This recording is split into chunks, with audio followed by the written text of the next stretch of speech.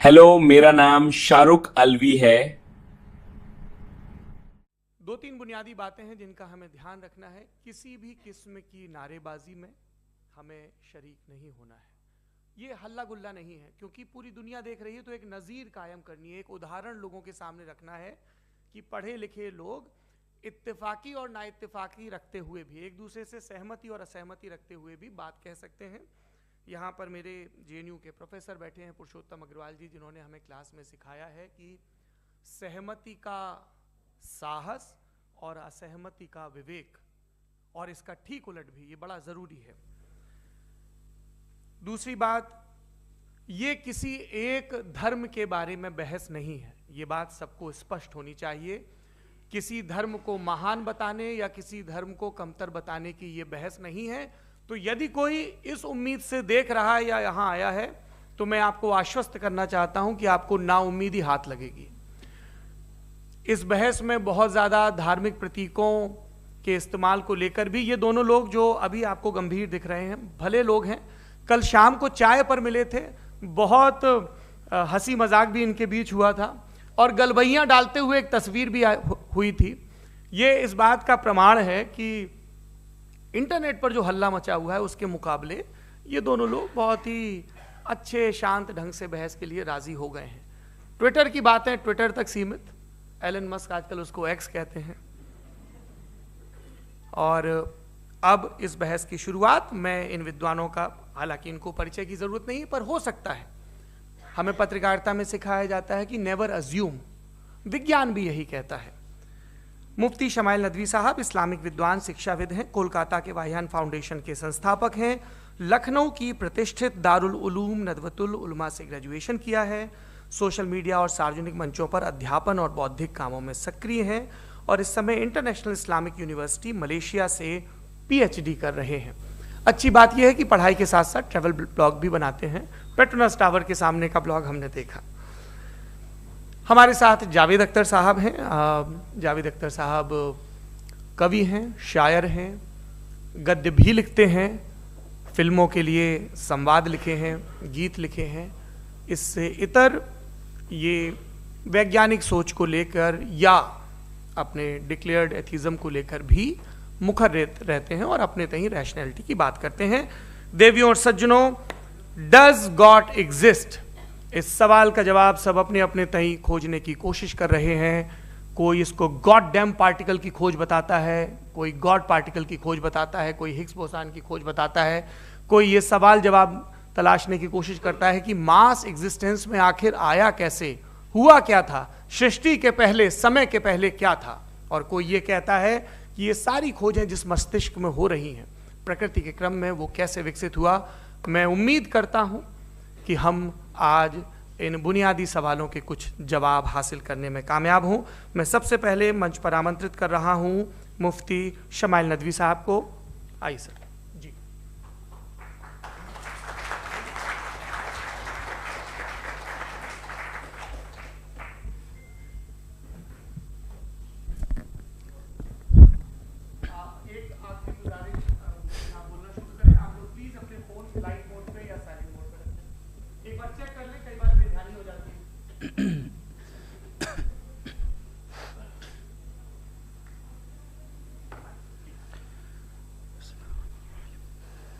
तमाम तारीफ़ें उस क्रिएटर के लिए जिसने इस यूनिवर्स को एक मकसद के तहत पैदा किया है। रिस्पेक्टेड जनाब जावेद अख्तर साहब, मिस्टर सौरभ द्विवेदी, और respected audience, thank you all for being here today. आज की डिबेट में चूंकि हम बात करने वाले हैं डज गॉड एग्जिस्ट के टॉपिक पर, तो ये एक ऐसा टॉपिक है जिसके मुताल्लिक कोई भी डिसीजन लेने के लिए अलग अलग स्टैंडर्ड्स हो सकते हैं। लिहाजा डिबेट के शुरू में ये ज़रूरी है कि हम ये जान लें कि आज के इस टॉपिक में कौन सा स्टैंडर्ड सही होगा और कौन सा गलत होगा। सबसे पहला स्टैंडर्ड जिसे मैं समझता हूं कि हमारे रिस्पेक्टेड जनाब जावेद अख्तर साहब बड़ी तेज़ी के साथ उसकी तरफ लपकेंगे, वो है साइंस। जबकि साइंस दर हकीकत खुदा के एग्जिस्टेंस को डायरेक्टली साबित करने या उसके एग्जिस्टेंस को डिनाई करने के लिए स्टैंडर्ड नहीं बन सकती। और उसकी वजह क्या है, ये मैं नहीं कह रहा, ये वो लोग कह रहे हैं जो साइंस के एक्सपर्ट्स हैं। नेशनल एकेडमी ऑफ साइंस कहती है science doesn't have the processes to prove और disprove the existence of God. Why? क्योंकि साइंस का ताल्लुक एम्पेरिकल एविडेंस से है और एम्पेरिकल एविडेंसेस का ताल्लुक हमारे नेचुरल और फिजिकल वर्ल्ड से है, जबकि गॉड नॉन फिजिकल और सुपर नेचुरल रियलिटी है। लिहाजा नॉन फिजिकल रियलिटी को आप उस टूल के साथ नहीं चेक कर सकते जिसका काम फिजिकल रियलिटी को तलाश करना है। लिहाजा आज इस डिबेट में गॉड की एग्जिस्टेंस को साबित करने या उसे डिनाई करने में साइंटिफिक एविडेंस को एक्सेप्ट नहीं किया जाएगा। दूसरा स्टैंडर्ड हो सकता है रेविलेशन, कि रेविलेशन के जरिए हम यह साबित करें कि गॉड एग्जिस्ट करता है या नहीं। लेकिन यह स्टैंडर्ड भी आज इररेलेवेंट है। क्यों? क्योंकि रेविलेशन मेरे नजदीक सोर्स ऑफ नॉलेज है, वैलिड सोर्स ऑफ नॉलेज है, लेकिन हमारे जावेद अख्तर साहब के नजदीक ये वैलिड सोर्स ऑफ नॉलेज नहीं है। लिहाजा आज की डिबेट में मैं एक भी एविडेंस किसी भी मजहबी स्क्रिप्चर से नहीं दूंगा ताकि जावेद अख्तर साहब के लिए वो अनएक्सेप्टेबल ना हो। तीसरा जो मेयार हो सकता है वो है ऑब्जर्वेशन, कि भाई कोई कहे कि हमें खुदा दिखाओ, अगर है तो दिखाओ, या ये कि खुदा के एग्जिस्टेंस पर एम्पेरिकल एविडेंस दो, तो ये है दर हकीकत गलत टूल का इस्तेमाल करना। ये ऐसा ही है कि जावेद साहब मुझसे ये मुतालबा करें कि मुफ्ती साहब आप मेटल डिटेक्टर के जरिए प्लास्टिक डिटेक्ट करके दिखाएं। अब चूंकि प्लास्टिक डिटेक्ट नहीं हो पा रही है लिहाजा plastic does not exist. No, you are using the wrong tool. इस टूल से प्लास्टिक को डिटेक्ट नहीं किया जाता। लिहाजा मैं समझता हूं कि गॉड के एग्जिस्टेंस पर एम्पेरिकल एविडेंस का मुतालबा करना एक बचकाना मुतालबा है और हमारे रिस्पेक्टेड जनाब जावेद अख्तर साहब इस स्टेज से अब बहुत आगे निकल चुके हैं। अब बचता है एक ही स्टैंडर्ड, और वो स्टैंडर्ड है अक्ल, लॉजिक, रीजनिंग। और यही वो स्टैंडर्ड है जिसके तहत गॉड की एग्जिस्टेंस को साबित किया जाएगा या गॉड की एग्जिस्टेंस को डिनाई किया जाएगा। लेकिन चूंकि ये बहुत इंपॉर्टेंट और सेंसिटिव टॉपिक है, इसलिए लॉजिकल आर्ग्यूमेंट भी ऐसा होना चाहिए जो डेफिनेटिव हो, इनडेफिनेटिव ना हो, जो 2 और 2 4 की तरह बिल्कुल वाजे हो, जिसे लॉजिकली रिजेक्ट करना पॉसिबल नहीं हो। फॉर एग्जाम्पल हम कहें हमारे रिस्पेक्टेड मिस्टर सौरभ साहब, ये एक इंसान है और तमाम इंसान कॉन्शियस बीइंग है। लिहाजा नतीजा क्या निकला? हमारे सौरभ साहब भी कॉन्शियस बीइंग है। क्या ये इनडेफिनेट आर्ग्यूमेंट है या डेफिनेट आर्ग्यूमेंट है? ये डेफिनेट आर्ग्यूमेंट है। ये 2 और 2 की तरह वाजे है, इसमें किसी तरह जो है लॉजिकली इसको रिजेक्ट नहीं किया जा सकता। तो अगर आज हमारे जावेद अख्तर साहब ऐसी कोई अकली दलील और लॉजिकल एविडेंस दें खुदा के ना होने पर जो डेफिनेट भी हो, तो मैं ये ऐलान करता हूं कि यकीनन मैं उस एविडेंस को कबूल करूंगा और उस पर गौर करूंगा। लेकिन साथ में यह भी ऐलान कर देता हूं प्रेडिक्शन के तौर पर कि ऐसा कोई डेफिनेट आर्ग्यूमेंट कोई नहीं पेश कर सकता। दलील हम देंगे और डेफिनेटिव दलील देंगे, लॉजिकल दलील देंगे, ऐसी दलील देंगे जो एंटायर एथिस्टिक वर्ल्ड उसे रेफ्यूट नहीं कर सकती। चलें अब हम एक एग्जाम्पल सोचते हैं, एक सिनेरियो, सिंपल सिनेरियो, तमाम ऑडियंस से गुजारिश है। हम और आप एक आइसोलेटेड आइलैंड पर हैं, ऐसा आइलैंड जहां पे हमसे पहले कोई कभी नहीं गया। चलते चलते आपके सामने अचानक आपने देखा एक पिंक कलर की बॉल पड़ी हुई है। सबसे पहला सवाल आपके जहन में क्या आएगा कि ये बॉल यहां क्यों आई, कैसे आई, ये पिंक कलर की ही क्यों है, कोई और कलर भी हो सकता था, ये इसी शेप में क्यों है, कोई और शेप भी हो सकता था। नेचुरली आप इस तरफ पहुंचेंगे कि कोई ना कोई है जिसने इन स्पेसिफिक प्रॉपर्टीज के साथ इस बॉल को बनाया है और यहां पे रखा है। चूंकि आप जानते हैं कि ये जो बॉल है इसका एग्जिस्ट करना जरूरी नहीं है, ये एग्जिस्ट कर भी सकती थी, नहीं भी कर सकती थी, और एग्जिस्ट करना ही था तो किसी और फॉर्म में करती, किसी और कलर में करती। अब आप इस बॉल को एक्सपैंड करते चले जाएं, एक्सपैंड करते चले जाएं, एक्सपैंड करते चले जाएं, यहां तक कि ये बॉल यूनिवर्स के साइज की हो जाए। बताइए कि क्या साइज के बढ़ जाने से सवाल बदल जाएगा? हरगिज नहीं बदलेगा। अभी भी सवाल रहेगा ये यूनिवर्स कहां से आया, इन स्पेसिफिक प्रॉपर्टीज के साथ कहां से आया, क्यों आया, किसने बनाया, यह सवाल उस वक्त भी वैलिड रहेगा। लेकिन यह सवाल अगर हम जनाब जावेद अख्तर साहब से करें तो चूंकि इनका वर्ल्ड व्यू एथिस्टिक है, और सिर्फ इनका नहीं, मतलब जितने भी एथिस्ट हैं और एथिस्टिक वर्ल्ड व्यू को रखने वाले से अगर आप ये सवाल करें कि ये यूनिवर्स कहां से आया, तो इनका जवाब या तो आर्ग्यूमेंट फ्रॉम इग्नोरेंस होगा या डॉगमेटिक होगा। या तो ये कहेंगे कि मुझे नहीं पता कि ये कहां से आया, लिहाजा गॉड डज नॉट एग्जिस्ट, ये आर्ग्यूमेंट फ्रॉम इग्नोरेंस है। या ये कहेंगे कि ये यूनिवर्स खुद ब खुद बन गया, इसका मतलब ये है कि उस बॉल को भी खुद ब खुद बन जाना चाहिए, लेकिन बॉल के ताल्लुक से ये एक्सप्लेनेशन एक्सेप्ट नहीं की जाएगी कि ये खुद ब खुद बन गई, लेकिन यूनिवर्स के ताल्लुक से कर दिया जाएगा। इसे हम दूसरे अल्फाज में डॉगमा भी कह सकते हैं।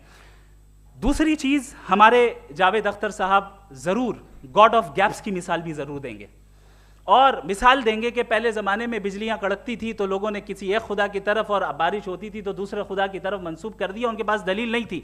यह हमारा वर्ल्ड व्यू है ही नहीं, यह हमारा वर्ल्ड व्यू है ही नहीं, क्योंकि नेचुरल फिनोमेना के प्रोसेस की इंटरप्रिटेशन को जान लेने से यह कहां से साबित हो गया कि गॉड एग्जिस्ट नहीं करता है। इस पर मैं इंशाअल्लाह अभी आगे बात करूंगा। आप हजरात ये भी देखेंगे, और मैं ये एक्सपेक्ट करता हूं कि हमारे रिस्पेक्टेड जनाब जावेद अख्तर साहब जरूर इमोशनल आर्ग्यूमेंट्स भी देंगे, जो कि एक लॉजिकल फेलेसी है जब बात आती है ट्रुथ को डिसाइड करने में। क्यों? मिसाल के तौर पर वो कहेंगे कि अगर गॉड है तो ईविल क्यों एग्जिस्ट करता है, जबकि मैं कहता हूं ईविल का एग्जिस्ट करना गॉड के एग्जिस्ट करने की दलील है, उसके खिलाफ नहीं है। चूंकि अगर गॉड है तो हम सब उसके सामने अकाउंटेबल हैं, और अगर हम अकाउंटेबल हैं तो अकाउंटेबिलिटी के लिए ईविल का मौजूद होना जरूरी है, उसके बगैर हम अकाउंटेबल नहीं हो सकते। और अगर हम अकाउंटेबल नहीं हैं तो हम जनाब जावेद अख्तर साहब से पूछेंगे कि आप बताएं कि फिर सफरिंग इस दुनिया में क्यों है? अगर खुदा नहीं है तो सफरिंग क्यों है? और उन लोगों के जज्बे का क्या जिनके अंदर सफरिंग के बाद इंतकाम लेने का जज्बा पाया जाता है और वो इस दुनिया से ऐसे ही चले गए, क्या उनकी सारी तकलीफें बेकार चली जाएंगी? अब आ जाएं उसी एग्जाम्पल की तरफ कि बॉल, मुझसे अगर कोई पूछे इस बॉल को किसने बनाया और या इस एक्सपेंडेड बॉल को किसने बनाया, मैं कहूंगा कि चूंकि ये यूनिवर्स और इस यूनिवर्स की तमाम चीजें कॉन्टिंजेंट हैं। कॉन्टिंजेंट होने का मतलब ये होता है कि जो अपने एग्जिस्टेंस पे किसी के ऊपर डिपेंड करती हो, तो जाहिर है ये यूनिवर्स कॉन्टिंजेंट है। और अगर कोई चीज कॉन्टिंजेंट नहीं है तो मैं रिक्वेस्ट करूंगा कि मुझे दिखा दें कि कौन सी चीज यूनिवर्स में कॉन्टिंजेंट नहीं है, हम भी जरा गौर कर लें और हम भी देख लें। और जब कॉन्टिंजेंट चीजें मौजूद हैं तो फिलोसोफर्स की इस्तिलाह के मुताबिक, हम उस टर्मिनोलॉजी के मुताबिक हम उस जगह तक पहुंचते हैं और उस हस्ती तक पहुंचते हैं जिसे नेसेसरी बीइंग कहा जाता है, कि ये वो नेसेसरी बीइंग है जिसका मौजूद ना होना नामुमकिन हो। क्योंकि अगर ये मौजूद ना हो तो सारी चीजें एग्जिस्टेंस में आएंगी ही नहीं, और ये सारी कॉन्टिंजेंट चीजें उसी के ऊपर डिपेंड करती हैं। अब अगर आप ये सवाल करते हैं कि फिर उस हस्ती को किसने बनाया, फिर उसका कॉज क्या है, फिर उसका कॉज क्या है, फिर उसका कॉज क्या है, और एंडलेसली चले जाएं, इसे हम कहते हैं इन्फिनिट रिग्रेस ऑफ कॉजेज, जो कि लॉजिकल फेलेसी है। कॉन्सेप्चुअली इन्फिनिटी पॉसिबल है। मिसाल के तौर पे न्यूमेरिकल्स 1 2 3 गिनते चले जाएं, इन्फिनिट नंबर्स हैं। मैं कॉन्सेप्चुअली बात नहीं कर रहा, प्रैक्टिकली रियलिटी में साबित करके दिखाएं कि infinite regress of causes possible हैं या नहीं। अगर पॉसिबल हैं तो हम मान लेंगे, मिसाल दे दें, और पॉसिबल नहीं है तो एक ही ऑप्शन बचता है जिसे हम कहते हैं नेसेसरी बीइंग। ऐसी नेसेसरी बीइंग जो इंडिपेंडेंट है, क्योंकि अगर वो डिपेंडेंट हुई तो वो नेसेसरी नहीं रहेगी। ऐसी इंडिपेंडेंट बीइंग जो इटर्नल है, अगर वो इटर्नल नहीं होगी, उसकी बिगिनिंग होगी तो वो खुद कॉन्टिंजेंट है। ऐसी बीइंग जो पावरफुल है, क्योंकि कॉन्टिंजेंट को एक्चुअलाइज करने के लिए पावर चाहिए। ऐसी बीइंग जो इंटेलिजेंट है और नॉलेजेबल है, क्योंकि ये यूनिवर्स स्पेसिफिक फॉर्म और स्पेसिफिक लॉज ऑफ नेचर के तहत प्रिसाइजली चल रहा है। Thank you. थैंक यू मुफ्ती साहब। मैं इन दलीलों के बाद जावेद अख्तर साहब से गुजारिश करूंगा, आप बैठ के बोलना चाहेंगे या वहां? जी।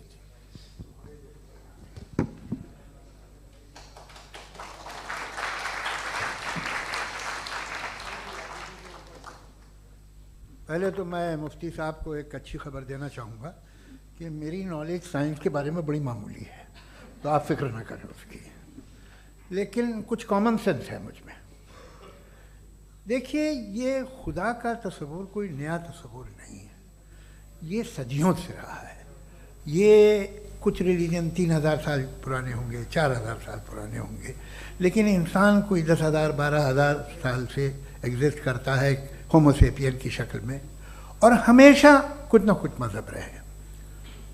ये मज़हब जाहिलों के नहीं थे, ये मज़हब एक ऐसी ग्रीक सोसाइटी के थे जहाँ बड़े बड़े फिलोसफर्स पैदा हुए। ये मज़हब इजिप्शियंस के थे जिन्होंने पिरामिड्स बनाए थे, ये रोमन्स के थे कि जिनका आर्किटेक्चर और सेनेट यानी पहली बुनियाद डेमोक्रेसी की, लिमिटेड थी मगर डेमोक्रेसी थी, ये उन लोगों ने किए थे। तो इनका जो जुपिटर था, रा था, ज़्यूस था, उन्हें उस पर इतना ही एतमाद था जितना आज किसी मजहबी आदमी को अपने खुदा पे होगा। क्रिश्चियनिटी आने से पहले यूरोप में एक मज़हब था जर्मेनिक रिलीजन, उसका एक खुदा था, उसकी एक बीवी थी, उसके 2 बेटे थे, एक बेटी थी। फिर जर्मनी में जब यूरोप में क्रिश्चियनिटी आई तो वो खुदा, उसकी बीवी और पूरे ख़ानदान चला गया। तो हमने अगर हम हिस्ट्री देखें तो खुदा जो हैं वो ज़्यादातर फ़नी हैं, वो हमेशा रहे नहीं। और वो जो लोग इन्हें मानते थे उनको आप कहें वो तो जाहिल थे, उन्हें तो कुछ पता ही नहीं था, ऐसा नहीं है। वो अपने वक्त में बड़े काबिल लोग थे और अपने वक्त में उन्होंने बड़े बड़े काम किए हैं, फिलोसफर्स थे, साइंटिस्ट थे, लेकिन उनका मज़हब कहाँ गया, उनके खुदा कहाँ गए? आज जो खुदा हैं दुनिया में लोग उन्हें मानते हैं। आपको क्या मालूम कि कितने बरसों के बाद क्या होने वाला है? हम यूरोप में देखते हैं तो चर्च खाली हैं। तो वक्त के साथ चीज़ें बदलती हैं। जहाँ तक इसका ताल्लुक़ है मज़हबों का, हर मज़हब आपसे एक चीज़ मांगता है, फेथ।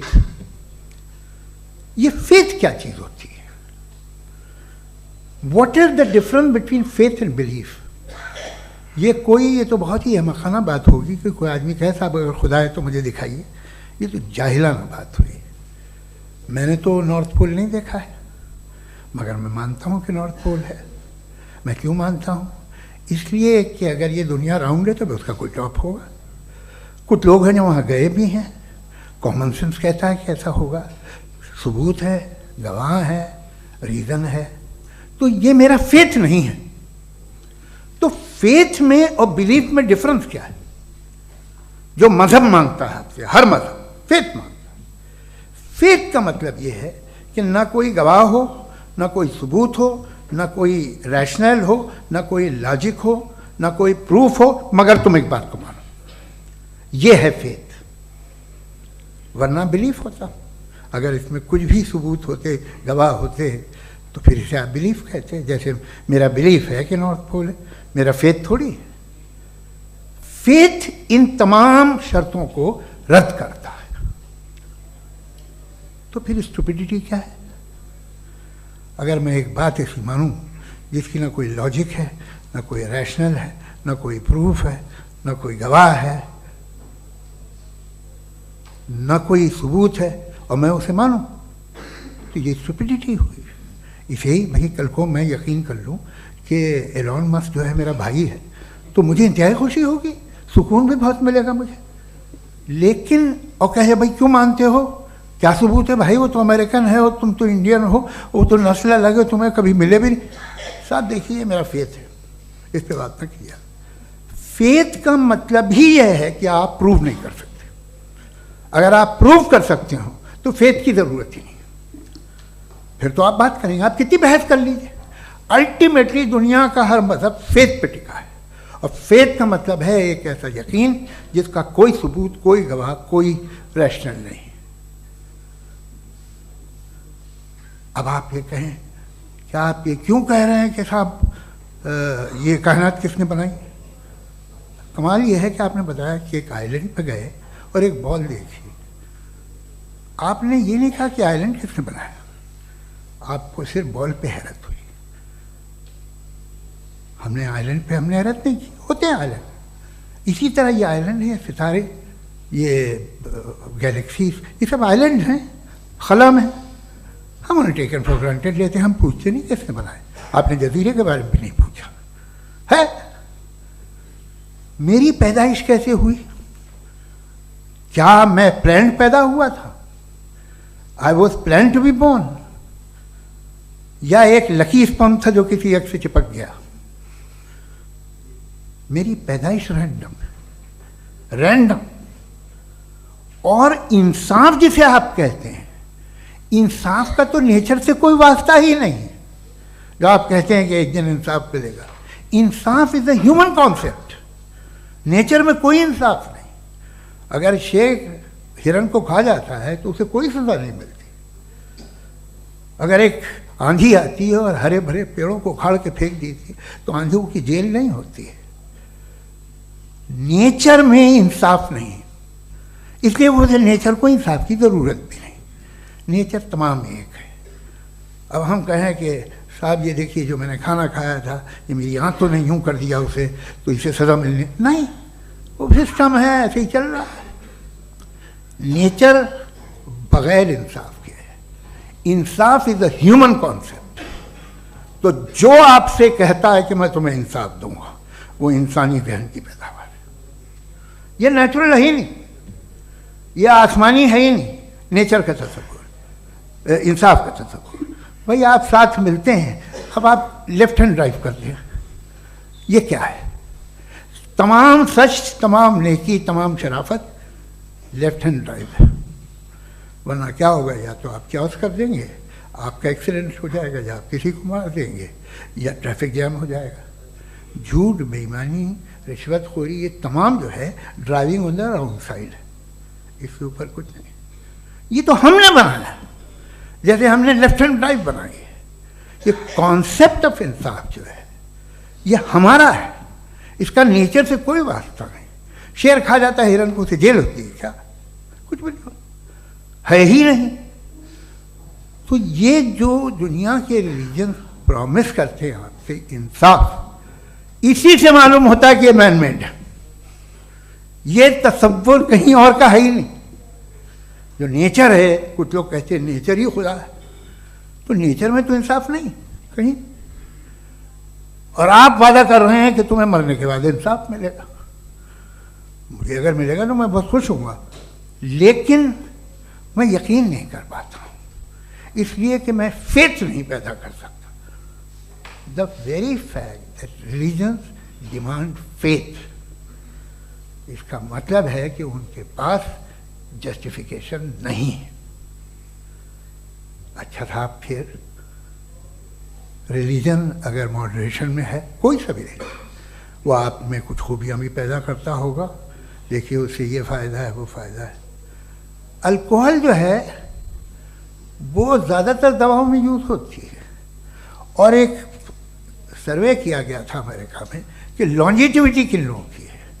तो एक तरफ वो लोग थे जो शराब पीते ही नहीं थे, और एक तरफ वो थे जो एक बोतल शराब रोज़ पीते थे। सबसे ज़्यादा लंबी उम्र उनकी है जो 2 पैक नाप के शराब पीते और खाना खाते हैं। मगर हम शराब को बुरा समझते हैं, मैं भी बुरा समझता हूँ। क्यों? ऐसा होता नहीं। कुछ चीज़ों में आदत होती है कि वो बढ़ती है। आज तक में एक आदमी दूध पीता है, आप 10 साल बाद भी मिलेंगे तो एक ही गिलास पीता होगा। ऐसा नहीं होता, सुबह से दूध पीता रहता है। मिल्कोहलिक मैंने नहीं देखे, अल्कोहलिक होते हैं। ये टेंडेंसी है मजहब की कि वो बढ़ता है, जैसे कैंसर बढ़ता है, जैसे शराब बढ़ती है। कुछ लोग होंगे जो उसे सही तरह से यूज़ करते हैं। मुझे यकीन है कि हमारे मुफ्ती साहब भी उनमें से एक हैं, इनसे बहुत खुशी हुई मुझे इनसे मिलकर।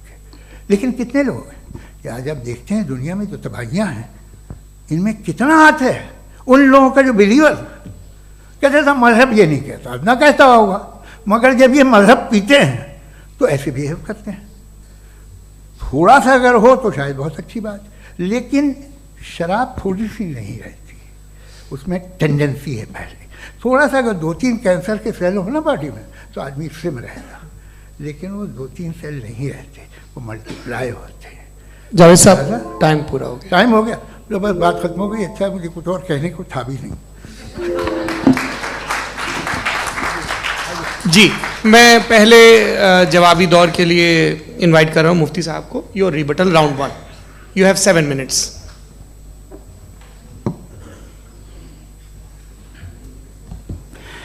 Thank you very much Javed साहब। आपकी बात को सुनकर बड़े महजूज हुए हम लोग। महजूज, do you understand? We enjoyed. Okay, अब थोड़ा सा लॉजिकली उसको हम लोग देखते हैं। दरअसल हम लोगों ने कल गुजारिश की थी मुफ्ती साहब से भी, जावेद साहब से भी, कि हिंदुस्तानी ज़बान आम फहम सबको समझ में आ जाए और जहाँ कहीं आप मुश्किल शब्द इस्तेमाल करें वहाँ बताते भी चलें। Thank you. तो सबसे पहले हमारे रिस्पेक्टेड जावेद साहब ने हवाला दिया कि खुदा फ़ानी है, कितने मजहब आगे चले गए, किसी ने जुपिटर को खुदा माना, किसी ने किसी को माना। मैं कहता हूँ जिसने कॉन्टिंजेंट चीज़ को खुदा माना, गलत माना, वो खुदा ही नहीं, वो खुदा ही नहीं है।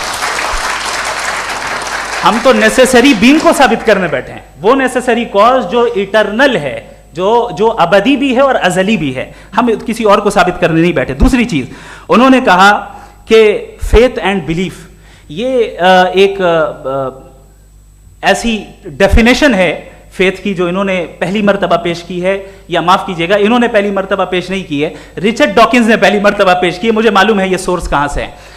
एपिस्टेमोलॉजिकली फेथ और बिलीफ का फर्क आप इस तरह नहीं कर सकते सर। फेथ सही भी होता है, गलत भी होता है, बिलीफ सही भी होता है, गलत भी होता है। जो लॉजिक, रीजन और एविडेंस से बैक्ड होगा वो फेथ सही होगा। और आप जिस फेथ की बात कर रहे हैं कि इलॉजिकल है और उसके पीछे नहीं है, तो we are on the same page. हम नहीं मानते उस फेथ को, जो फेथ ऐसा हो जिसके पीछे कोई लॉजिक ना हो, एविडेंस ना हो, हम नहीं मानते। हम तो उस फेथ के कायल हैं जिसके पीछे लॉजिक हो और एविडेंस हो। तो बिलीफ सही भी होता है, गलत भी होता है, फेथ भी सही होता है और गलत भी होता है। तो आज फेथ और बिलीफ के डिफरेंस पे बात नहीं हो रही है। आज आप चाहे फेथ एक्सेप्ट कर लें या बिलीफ एक्सेप्ट कर लें, आज ये बात होगी कि ट्रूथ क्या है, चाहे ट्रू बिलीफ सही है या ट्रू फेथ सही है, और फॉल्स फेथ क्या है और फॉल्स बिलीफ क्या है, बात इस पे हो रही है। दूसरी चीज इन्होंने पूछा स्टुपिडिटी फिर क्या है। अगर फेथ रिलीजन स्टुपिडिटी नहीं है तो और क्या है? चूंकि फेथ का मुतालबा करते हैं तो स्टुपिडिटी क्या है? मैं कहता हूं स्टुपिडिटी एथिज्म है। उसकी वजह यह है कि आप एक सड़क पे जा रहे हो और आप किसी गार्डन में जाएं और देखें वहां लिखा है फूलों के साथ I love Javed Akhtar, and I really do, I love you sir. So जब आप वहां पर पहुंचे तो वहां पहुंचकर अब ये बताएं, क्या आप ये कहेंगे वाह व्हाट अ नेचुरल सिलेक्शन? ये क्या नेचुरल सिलेक्शन है? नहीं, ये प्रिसाइजली डिजाइंड है, इसके पीछे डिजाइनर है। लिहाजा अगर कोई एक ऐसी कॉमन सेंस की बात को कबूल नहीं कर रहा है कि यूनिवर्स जो इतने प्रिसाइजली काम कर रहा है, हम कहते हैं कि खुद ब खुद बन गई, मैं समझता हूं इससे बड़ी स्टुपिडिटी और कुछ नहीं है। ये रैशनल चीज है। फिर हमारे सर ने कहा कि आपने बॉल पे फोकस किया, आइलैंड पे फोकस नहीं किया। अरे आइलैंड को किसने बनाया यही समझाने के लिए तो बॉल की मिसाल दे रहा हूं। और बॉल भी कॉन्टिंजेंट है, आइलैंड भी कॉन्टिंजेंट है, दोनों नेसेसरी बीइंग का मुतालबा करते हैं। आगे इन्होंने कहा कि नेचर में कोई इंसाफ नहीं है। हम डिसाइड करते हैं कि मोरालिटी क्या होती है, इंसाफ क्या होता है। हम डिसाइड करते हैं, जैसे ड्राइविंग सीट में ट्रैफिक वाला, ये तो किसी खुदा ने नहीं कहा, ये है, इसे कहते हैं फॉल्स इक्विवेलेंस। ये एक लॉजिकल फेलेसी है। आपने जो है मिसाल दी ड्राइविंग की और ट्रैफिक की, ये सब्जेक्टिव मोरालिटी है। आप सब्जेक्टिव मोरालिटी को मिसाल बनाकर ऑब्जेक्टिव मोरालिटी के ऊपर नहीं थोप सकते। इंसाफ की ऑब्जेक्टिव मोरालिटी। अगर आप ये कहते हैं कि नेचर में इंसाफ नहीं है तो इंसाफ का न होना ये नेचुरल हुआ, तो फिर नेचर को नेचर रहने दे, क्यों हम इतना स्ट्राइव कर रहे हैं दुनिया में इंसाफ लाने के लिए? ये तो इलॉजिकल बात है, इरैशनल बात है। इसलिए बहुत सी चीजें ऐसी हैं जो ऑब्जेक्टिवली जो है इविल या गुड हैं, और बहुत सी चीजें ऐसी हैं जो सब्जेक्टिवली हैं। सब्जेक्टिवली जो मोरल होता है या इमोरल होता है उसको हम सोशल कंसेंसस से या पर्सनल प्रेफरेंस से डिसाइड करते हैं। लेकिन जो ऑब्जेक्टिव मोरालिटी है जिसमें इंसाफ आया, जो इन्होंने बार बार रिपीट किया, ये ऑब्जेक्टिव है, सब्जेक्टिव नहीं है। अगर आप कहते हैं ये सब्जेक्टिव है तो मेरा सवाल आपसे ये है, क्या सोशल कंसेंसस के जरिए अगर जुल्म को सही करार दे दिया जाएगा तो आप जुल्म को जस्टिफाई करेंगे? दूसरी चीज इन्होंने ये कहा कि 2 पैक शराब पी लें तो वो उतने पे नहीं रहता, बढ़ जाता है। यही मामला मजहब के साथ है। 2 पैक आप पी लें बढ़ेगा। तो ये एक ऐसी मिसाल है, इसको कहीं भी फिट कर लें कि आप एथिज्म पे जब फिट करें, जब आप 2 पैक एथिज्म का लेंगे ना तो वो बढ़ बढ़ के नॉर्थ कोरिया बनेगा। Thank you.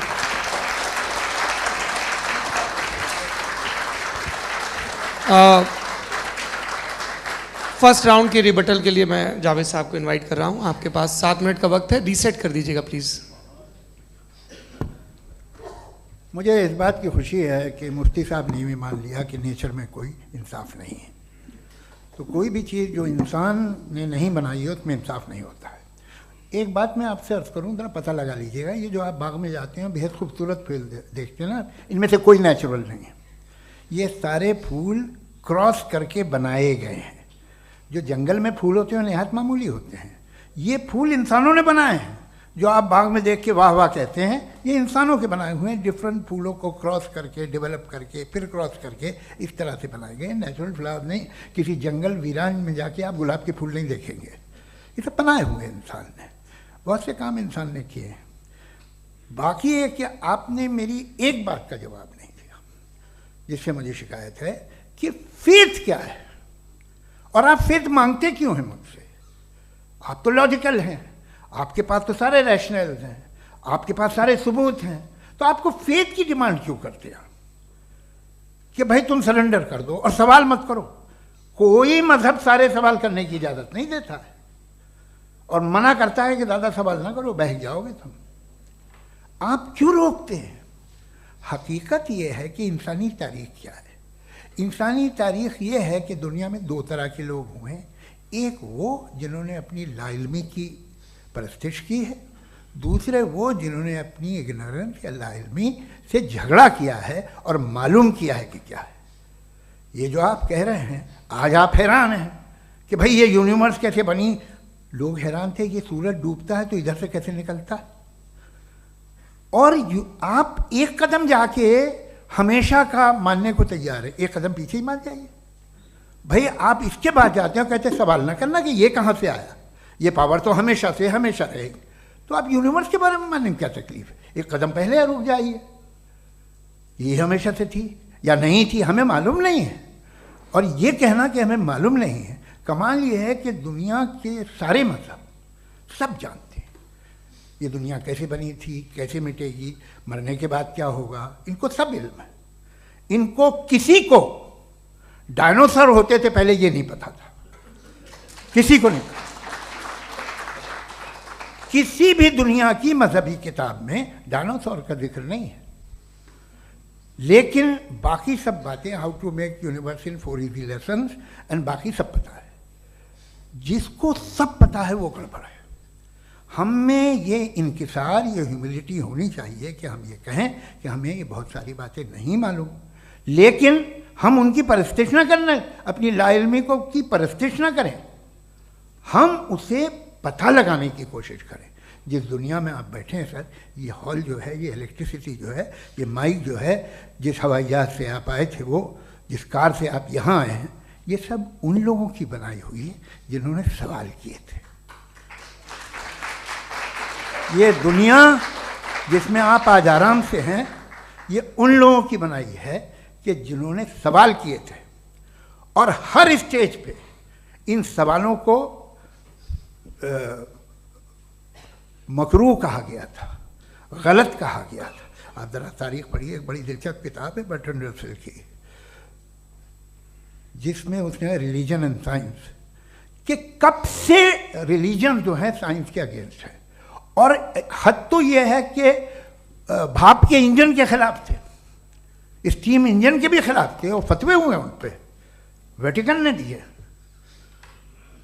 तो ये हमेशा, अभी जैसे ही ये राइट विंगर आते हैं अमेरिका में पावर में, तो वो जो अपना ये क्या बोलते हैं उसे, सीड क्या बोलते हैं, सीड क्या जो, हाँ नहीं सीड जो होते हैं जिन पे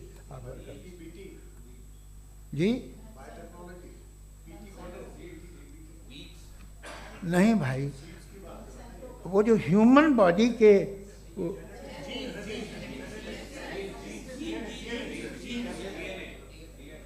उस पर रिसर्च बंद हो जाती है, रिपब्लिकन नहीं करने देते। अरे भाई इतना डर क्या है तुम्हें? एक ज़माने में बहुत नाराज़ थे ये सारे मजहबी लोग कि ये इंसान तो इंसान बनाने की कोशिश कर रहा है। आपको क्या तकलीफ भाई, बना ले तो बना लेने दो, ये खौफ क्या है? और ये सब आज जो आप कह रहे हैं नामुमकिन है, ये कैसे हुआ? मुझे एक किस्सा याद आता है। जब मैं 6ठी क्लास में था तो मैं मैथमेटिक्स में बहुत वीक था, तो एक टीचर रख दिया गया, उसने 1 2 3 4 5 6 7 को सिखा दिया मुझे। वो दिन मैं भूल नहीं सकता हूँ मुफ्ती साहब, जिस दिन उसने ये बताया कि 1/2 क्या होता है और 3/4 क्या होता है। मुझे ऐसा लगा कि मेरा सर बीच से फट जाएगा। यह आदमी कह रहा है कि जो दीवार के अंदर जाओ वॉक करते हुए। आज हंसता हूँ मैं इस बात पे। तो आज जो बातें आपके जहन से बिल्कुल परे हैं और आप हैरान होते हो उन्हें देख के, एक वक्त आएगा कि मामूली लगेंगे।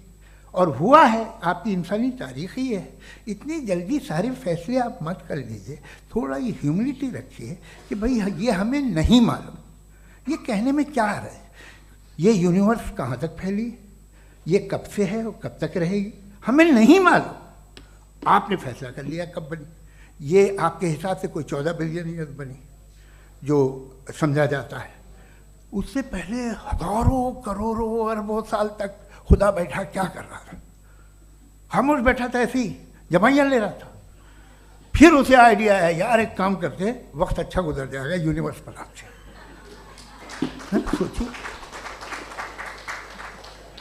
वो तो हमेशा से है ना, मगर यूनिवर्स हमेशा से नहीं है, ये तो बनाई गई है। और उससे पहले क्या था, इनका क्या काम था?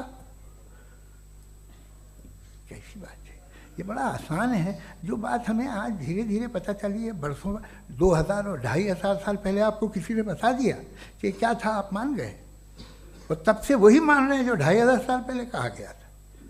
सब कुछ बदल गया है, सॉल्व हो रही हैं चीज़ें। अभी साइंस बिल्कुल दावा नहीं करती, या कोई फिलोसफर ये दावा नहीं करता कि हमें सब मालूम, बल्कि वो कहता है कि हमें जितना मालूम होता है उससे ये मालूम होता है कि हमें कितना कम मालूम। तो हम अपनी जहालत से लड़ें, उसकी परस्तिश न करें। जी, टाइम है। Thank you so much. मैं तर्कों की श्रृंखला में राउंड 2 के लिए मुफ्ती साहब को आमंत्रित कर रहा हूँ। आपके पास एक बार फिर से 7 मिनट का वक्त है। शुक्रिया। जनाब जावेद अख्तर साहब कई मर्तबा दोहरा रहे हैं कि फेथ का मतलब बताइए, फेथ का मतलब बताइए। मैंने बता दिया, फेथ सही भी होता है, गलत भी होता है। और आज हम फेथ पे बात नहीं कर रहे, हम ट्रुथ और डज गॉड एग्जिस्ट पे बात कर रहे हैं। क्या डज गॉड एग्जिस्ट, ये ट्रुथ यानी गॉड है या नहीं है, इसमें से दोनों ट्रुथ क्या है। अब आप उसे फेथ कह लें, बिलीफ कह लें, नॉट माई बिजनेस। उसके बाद आपने कहा कि भाई सवाल करने से मजहब रोकता है। मैं कहता हूं जो रोकता है वो रोकता होगा, मैं नहीं रोकता, बल्कि सवाल करें, सवाल करना चाहिए। सवाल कर करके तो हम आगे बढ़ते हैं, तरक्की करते हैं, और इसीलिए मैं आज यहां पे आया हूं। लेकिन सवाल सिर्फ खुदा से नहीं होगा, आपसे भी होगा। सवाल एथिज्म से भी होगा, सवाल सिर्फ मजहब से नहीं होगा, सबसे होगा। और आज मैं सवाल करूंगा और उम्मीद है कि आप जवाब देंगे। अभी तक आपने वैसे कॉन्टिंजेंसी आर्ग्यूमेंट का कोई जवाब नहीं दिया। चलें, आपने कहा यूनिवर्स के बारे में इटर्नल क्यों नहीं बोल देते। ये चूंकि लॉजिकली पॉसिबल ही नहीं है कि यूनिवर्स इटर्नल हो। यूनिवर्स एक कॉन्टिंजेंट चीज है जो टाइम एंड स्पेस के पाबंद है, टाइम एंड स्पेस से बाउंड है। जो टाइम एंड स्पेस से बाउंड होगा वो कॉन्टिंजेंट होगा, जो कॉन्टिंजेंट होगा वो उसकी बिगिनिंग हुई होगी, जिसकी बिगिनिंग हुई होगी वो इटर्नल नहीं हो सकता। ये तो कॉमन सी बात है। आपने कहा कि किसी मजहबी किताब में डायनासोर का जिक्र नहीं है। अफसोस कि आज तक किसी मैथमेटिक्स के किताब में मुझे डायनासोर का जिक्र नहीं मिला। तो इसका मतलब मैथमेटिक्स की किताब बेकार है? नहीं, उसका वो टॉपिक नहीं है। रेवलेशन का और मजहबी किताबों का टॉपिक ये नहीं है कि आपको आके बताए साइकिल कैसे बनाते हैं, या आकर ये बताएं कि जो है डायनासोर कब था। वो तो मोरालिटी सिखाने आया है, गॉड के बारे में बताने आया, नॉन फिजिकल रियलिटी की हकीकत को सिखाने के लिए आया। रिलीजियन साइंस को रोकता है? नहीं रोकता। अगर रोकता है तो गलत करता है। रिलीजियन साइंटिज्म को रोकता है, जिसमें हमारे जावेद साहब मुब्तला हैं। साइंस और साइंटिज्म में फर्क है। साइंटिज्म यह है कि आप समझें कि साइंस और साइंटिफिक मेथोडोलॉजी ये नॉलेज को हासिल करने का वाहिद सोर्स ऑफ नॉलेज है। यह है साइंटिज्म। हम इसे रिजेक्ट करते हैं। हम साइंस को तो तरक्की करते हैं, भाई आप हमारी पूरी तारीख कर लें, पढ़ लें तो आपको पता चल जाएगा। बहरहाल ये अलग टॉपिक है। उसके बाद इन्होंने एक लफ्ज़ कहा, वेटिकन ने फतवा दिया। वेटिकन का फतवे से कोई ताल्लुक नहीं है, दोनों कॉन्ट्राडिक्टरी अल्फाज हैं। उसके बाद उन्होंने कहा कि भाई हमें नहीं मालूम। अगर नहीं मालूम तो क्लियरली कह देना कि नहीं मालूम है, इसमें क्या हर्ज है। तो वही तो मैं कह रहा हूं ना कि आप कह दें कि नहीं मालूम, लेकिन क्लेम क्यों कर रहे हैं कि गॉड एग्जिस्ट नहीं कर रहा है। आप कह दें नहीं मालूम है, हो सकता है हो सकता ना हो, लेकिन आप क्लेम कर रहे हैं। The moment you say God does not exist, this is a claim. And now the burden of proof is upon you too, जैसे हमारे ऊपर है। और क्यों है मैं बताता हूं, क्यों है ये भी मैं बताता हूं। फिलोसॉफिकली जो क्लेम होता है ना, सिर्फ ये नहीं होता कि इंसान कहे पॉजिटिव क्लेम करे और नेगेटिव क्लेम करे तो बर्डन ऑफ प्रूफ नहीं है। आप मिसाल के तौर पे मैं कहूं कि फुला उस कमरे में कोई नहीं है, मैंने एक नॉलेज का क्लेम किया है, उस कमरे में कोई नहीं है, मैंने एक नॉलेज का क्लेम किया। या तो मैं कहूं मुझे नहीं पता, हो भी सकता है नहीं भी हो सकता है, this is not a claim. लेकिन जब मैं कह रहा हूं कि वहां कोई नहीं है या मैं कह रहा हूं वहां कोई है, दोनों क्लेम है और दोनों के ऊपर बर्डन ऑफ प्रूफ है। हमारे ऊपर भी बर्डन ऑफ प्रूफ है, मैंने कंटिजेंसी आर्ग्यूमेंट दिया, इसे तोड़कर दिखाइए। आखिरी चीज, इन्होंने कहा कि खुदा दुनिया बनाने से पहले 150 साल पहले या करोड़ों साल पहले क्या कर रहा था। अरे हजरत, चलें बहरहाल मैं जवाब दे देता हूं, आप हमारे रिस्पेक्टेड पर्सनालिटी हैं, अगर आप नहीं होते तो मैं ऐसे एंटरटेन ही नहीं करता। टाइम, ये 100 साल पहले या 100 साल बाद, पहले बाद में अभी, ये वो अल्फाज हैं जिनका ताल्लुक टाइम से है। टाइम शुरू ही हुआ है यूनिवर्स की बिगिनिंग के बाद, तो उसके पहले खुदा क्या कर रहा था, सवाल इलॉजिकल है, ये फेलेसी है। यानी आप ये कह रहे हैं कि यूनिवर्स के बनने से पहले खुदा क्या कर रहा था, टाइम के बनने से पहले, पहले का ताल्लुक टाइम से, टाइम उस वक्त था ही नहीं, तो ये सवाल ही इनवैलिड है खुदा के ताल्लुक से। दूसरी चीज, आर्ग्यूमेंट ऑफ कंटिजेंसी जो मैंने आपके सामने पेश की है, आपने बार बार ये प्रूफ किया और ये कह रहे हैं कि गॉड ऑफ गैप्स। देखिए पहले नहीं मालूम था, साइंस ने कर दिया। सिंपल्स की मिसाल से मैं समझा देता हूं। जिस गैप्स की आप बात कर रहे हैं ना, साइंस उन गैप्स को जिन चीज के जरिए भी प्रूव करेगा वो कॉन्टिंजेंट ही होगा, अब चाहे वो फोर्स हो, मैटर हो या एनर्जी हो। लिहाजा सवाल हमारा उस वक्त भी वैलिड होगा जब तक कि आप नेसेसरी बीइंग पे ना आ जाएं, और इन्फिनिट रिगरेस पॉसिबल नहीं है of causes in practical world, तो जाहिर है कहीं रुकना पड़ेगा, जहां रुकेंगे वही खुदा है। दूसरी चीज, आपने ये कहा, क्या कह रहा था मैं, किस पॉइंट को? What? Oh no, after that, just now. हाँ, जहां रुकेंगे वही खुदा है। बहरहाल, तो टाइम का जिक्र हो गया, गॉड ऑफ गैप, सॉरी, या इसकी एक मिसाल आप ले लें। एक कार है, एक साहब ने देखा कि भाई कार जो है उसके व्हील्स कितने अच्छे लगे हुए हैं, सही जगह पे, स्टीयरिंग जो है कितने अच्छे जगह पे लगी हुई है, और सीट्स कितने वेल डिजाइंड है, कितनी प्रिसाइजली ये कार काम कर रही है, तो जरूर कोई ना कोई इसे क्रिएट किया है, किसी ने क्रिएट किया है। अब जावेद साहब आए और कहे अरे जनाब बोनेट खोलिए, इसमें इंजन है, इंजन इस कार को चला रहा है, hence prove no one has created the car. This is illogical, this is irrational. आपने इंजन के जरिए उस गैप को तो साबित किया, लेकिन क्या उससे कार की जो क्रिएशन है और उसका जो क्रिएटर है ये इम्पॉसिबल हो जाए, ऐसा पॉसिबल है? उसका सवाल खत्म हो जाए, ऐसा पॉसिबल है? नहीं। आपने गैप्स को फिल करके, कॉन्टिंजेंट चीजों से गैप्स को फिल करके हमारे ऑब्जर्वेशन को और ब्रॉड कर दिया।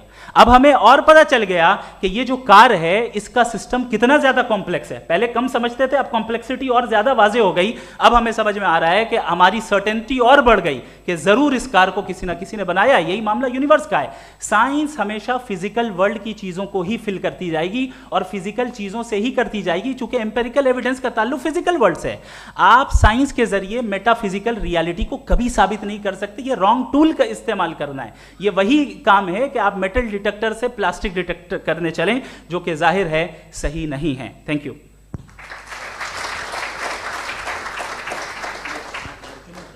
जी, ये आर्ग्यूमेंट का राउंड 2 है। हाँ। 7 मिनट है। पहले तो मैं आपसे अर्ज करूं कि आपने कहा कि जब कायनात ही नहीं थी तो वक्त भी नहीं था, कुछ भी नहीं था। कैसे नहीं था? खुदा था, एक एग्जिस्टेंस तो था ना खुदा का। तो जब खुदा था तो वक्त भी होगा। ऐसा नहीं है कि कुछ भी नहीं था, खुदा था। अच्छा, बाकी एक आपने कहा साहब आप साबित कीजिए, आपके पास भी लॉजिक है या मेरे पास भी लॉजिक है। आप मेरा जिम्मेदारी नहीं है साबित करना कि खुदा है। बर्टन रसल ने बड़ी अच्छी बात कही। बर्टन रसल ने बड़ी अच्छी बात कही। मैं आपसे अगर ये दावा करूं कि एक चाय की केतली मरीख के चारों तरफ घूम रही है, मार्स के चारों तरफ, तो यह आपका काम नहीं है कि आप साबित करें कि कोई चाय की केतली नहीं है। ये मेरा काम है, मैंने दावा किया है। ये दावा तो मजहबी लोग करते हैं कि खुदा है, मैं क्यों साबित करूं कि नहीं है? जब तक आप मुझे कन्विंस नहीं कर देंगे मैं नहीं मानूंगा।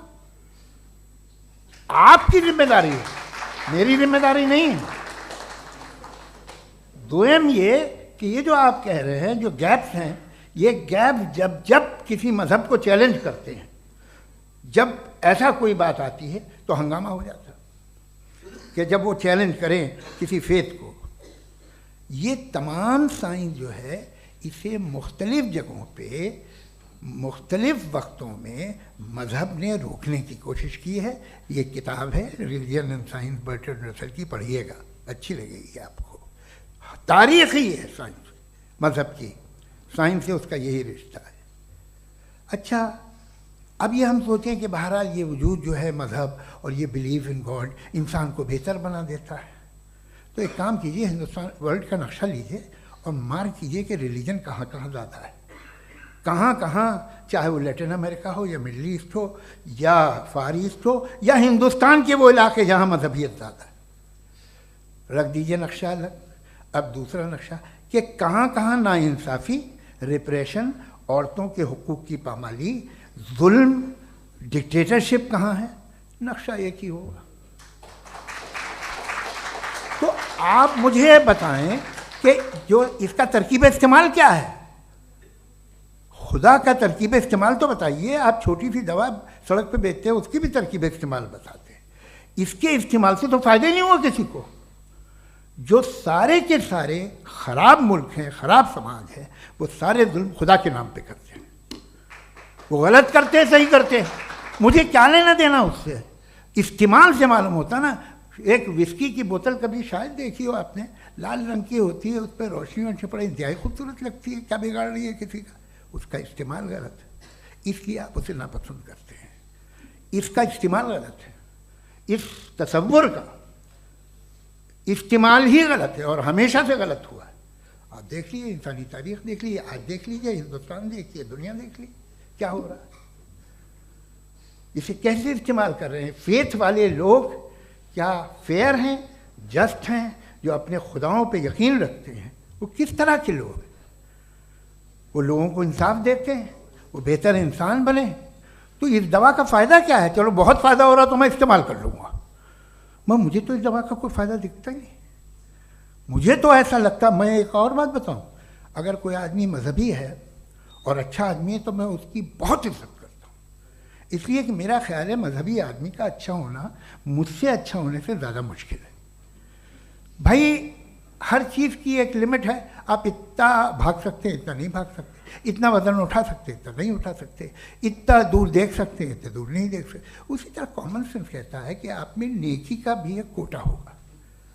अब आप अगर सुबह जाते हैं अपनी इबादत गाह और इबादत करते हैं तो बाहर निकलते हैं तो आप तो यही महसूस करते हैं कि आपने एक बहुत अच्छा काम किया, आपकी नेकी का एक बहुत बड़ा कोटा खर्च हो गया जिससे किसी का कोई फ़ायदा नहीं। मैं तो नहीं जाता हूँ तो मुझे तो किसी को खाना खिलाना पड़ेगा, किसी बेवा की मदद करनी पड़ेगी, मैं अपना कोटा कैसे कंज्यूम करूँ? आप अपना कोटा सारे मजहबी लोग इंतहाई यूजलेस कामों में यूज़ करते हैं। उसके बाद भी अगर आप में बच्ची है थोड़ी सी शराफत तो भाई वाह क्या बात है।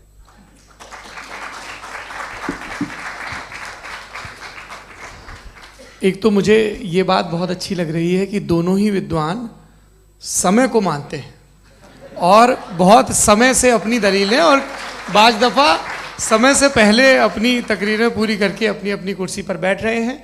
ये इस आर्ग्यूमेंट का राउंड 2 पूरा हुआ। अब रिबटल का राउंड 2 है और उसके बाद क्रॉस एग्जामिनेशन होगा। नहीं, आपका आर्ग्यूमेंट हो गया सर। हमारे यहाँ स्कूल के सिलेबस में पंच परमेश्वर कहानी पढ़ाई जाती है, प्रेमचंद जी की लिखी हुई। आप निश्चिंत रहिए, आपके कोई राउंड में मिस नहीं होने दूंगा। रिबटल का राउंड 2, मुफ्ती शमाइल नदवी साहब।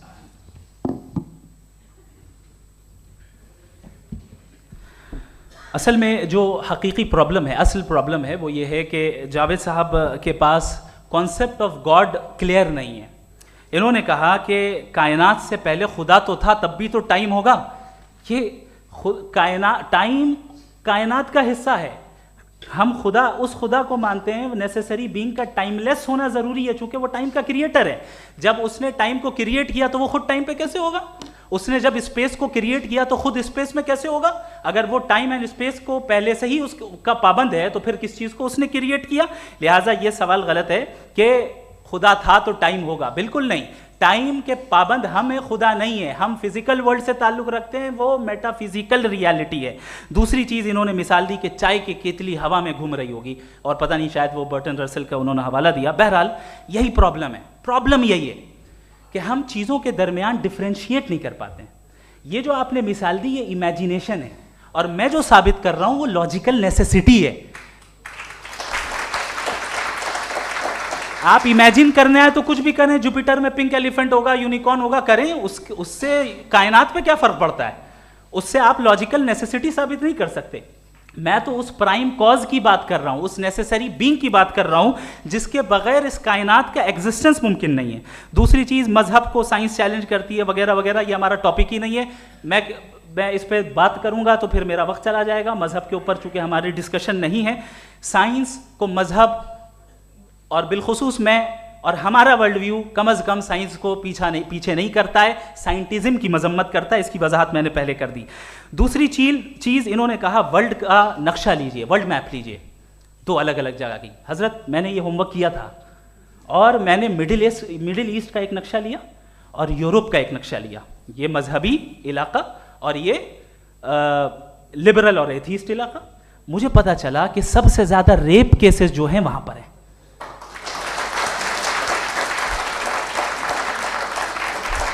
मुझे ये पता चला यूएन की रिपोर्ट के मुताबिक, मैं ये अपने घर से नहीं लेके आ रहा, कि जो वर्किंग वुमेन है यूरोपियन कंट्रीज में, उसमें 81% वुमेन सेक्सुअल हैरेसमेंट का वर्क में शुमार हो रही है। ये मिडिल ईस्ट में नहीं हो रहा है, वो मजहबी लोग हैं इसलिए नहीं हो रहा है। दूसरी चीज आपने ये कहा कि मजहबी आदमी का अच्छा होना हमारे अच्छे होने से बहुत मुश्किल है, बहुत मुश्किल है। तो इसका मतलब यह है कि गॉड के अलावा आपके पास अच्छे और बुरे का कोई स्टैंडर्ड है। मैं चाहूंगा कि कन्वर्सेशनल स्टाइल वाली डिस्कशन और सेगमेंट पे इसी पे बात कर लेते हैं। Thank you very much.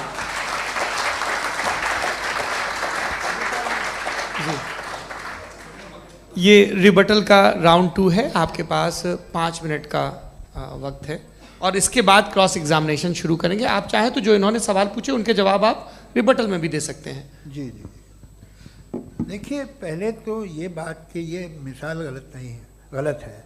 इन्होंने पहले ही हमको डिसार्म कर दिया, कह लिया अकल से मामला सॉल्व नहीं हो सकता, लॉजिक से आप पहुंच नहीं सकते। ये एक मेटाफिजिकल चीज़ है। मेटाफिजिकल अजीब सा लफ्ज़ है, ठीक से किसी को माने नहीं मालूम इसके, तो ऐसा लगता है कुछ बड़ी चीज़ है।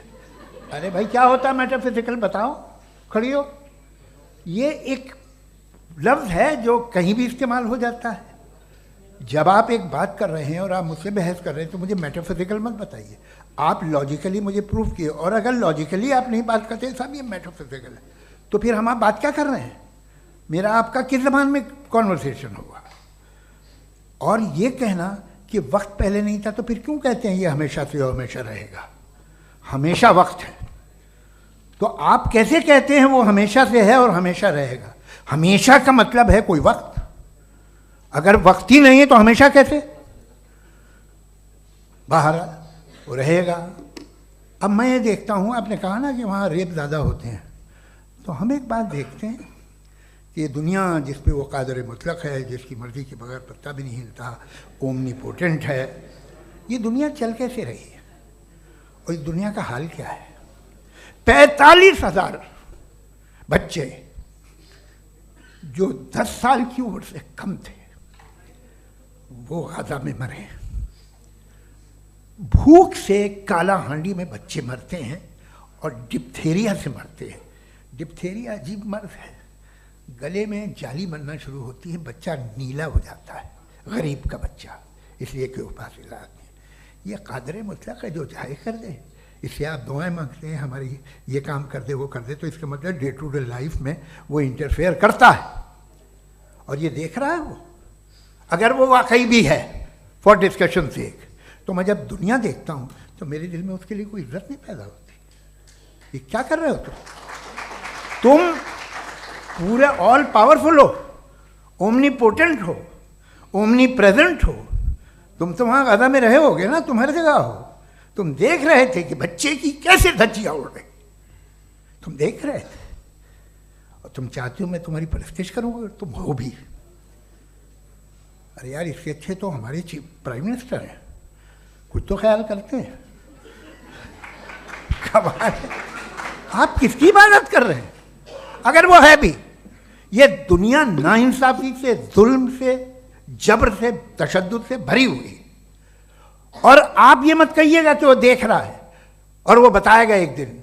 अगर वो देख रहा है और इंटरफेयर नहीं करता तो आप दुआ क्यों मांगते? आप कहते हैं मेरा ये काम करा दे, इसके मतलब है वो दखल दे सकता है, वो आपको नौकरी दिलवा सकता है, भले दूसरे आदमी को न मिले, मगर आपका काम कर देगा चूंकि आपने दुआ मांगी है। तो जब वो आपको नौकरी दिला सकता है, लड़की की शादी कर सकता है, बेटे को ग्रीन कार्ड दिलवा सकता है, तो कम से कम ये जो मर रहे हैं बच्चे, इनको रोक दे, कुछ तो करे। मुझे तो दुनिया में, इस दुनिया का कोई मालिक है, इसका ओमनीपोटेंट कोई रूलर है, और ये दुनिया ऐसी चल रही है। मैं तो चाहूँगा कि भाई ना हो, अगर हो तो बड़ी शर्मिंदगी की बात है। शुक्रिया।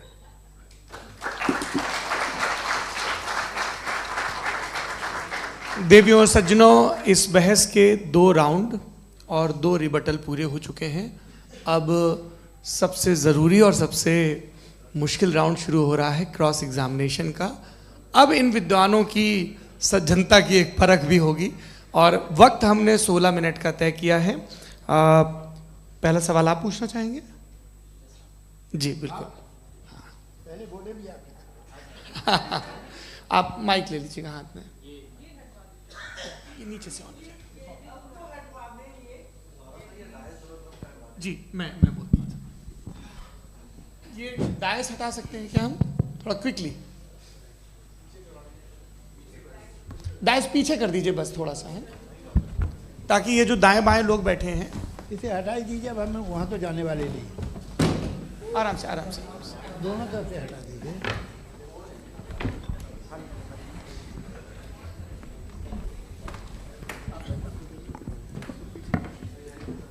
इस बीच आप लोग भी अपने अपने सवाल तैयार कर लें। ये ध्यान रखेंगे कि मैं यहाँ से सवाल लूँगा, आप लोगों को अपना हाथ ऊपर करना है, अपना नाम बताना है और अधिकतम 3 वाक्यों में अपना सवाल पूरा करना है। कई लोग सवाल की जगह भाषण देने लगते हैं, उससे आज बचना है।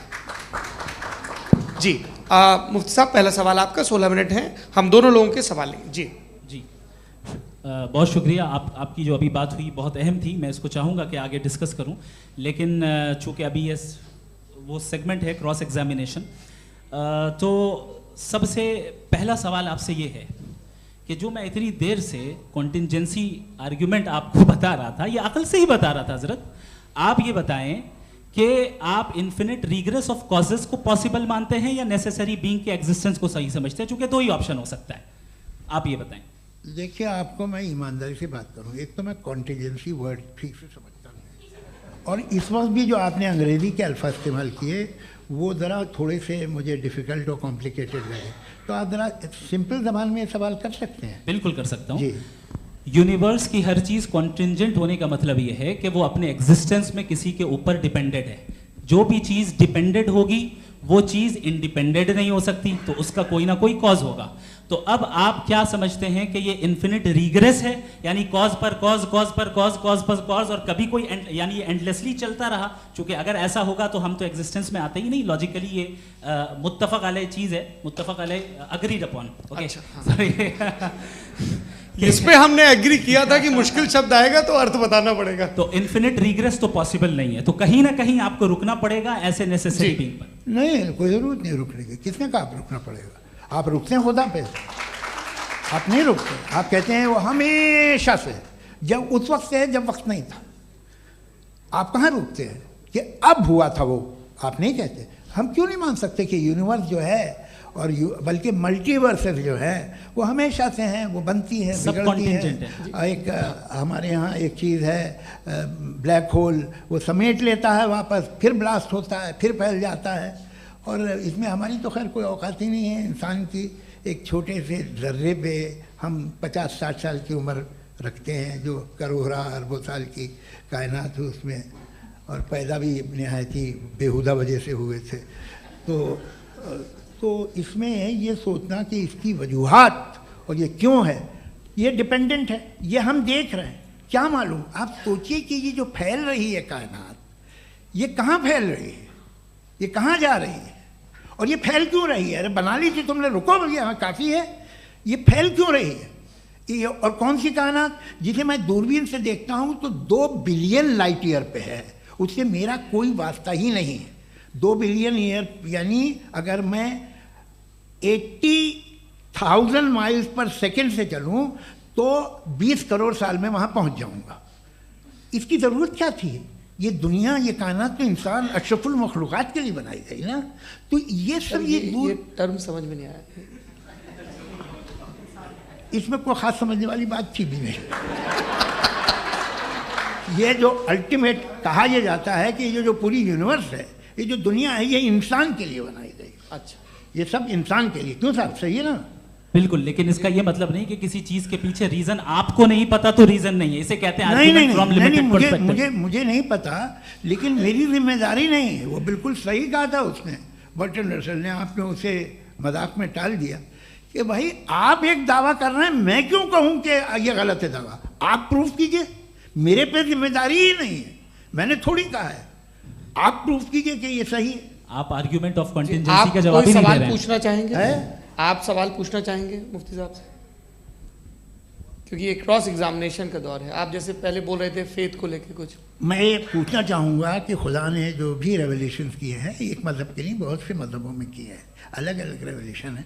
कहीं कुछ एक बातें हैं, कॉन्ट्रडिक्शन भी है आपस में, कहीं कुछ आप कर सकते हैं, कहीं कुछ नहीं कर सकते। ऐसा नहीं है कि सबकी कोड ऑफ मॉरल एक है। तो ये किस्सा क्या है? अब आप ये देखिए कि मुझे कभी कभी लगता है कि जो फुटबॉल फाइनल होता है, लाखों लोग होते हैं, फिर वो टीवी कवर कर करोड़ों लोग, अगर उसमें खुदा की एक बूमिंग आवाज़ आ जाती, मैं गॉड हूँ, तो सारे लोग अभी सुन लेते और टीवी पे भी सुन लेते, किस्सा ख़त्म होता। ये इतनी राजदारी क्या है कि तुम सामने कुछ तो सबूत दे दो हमें सॉलिड।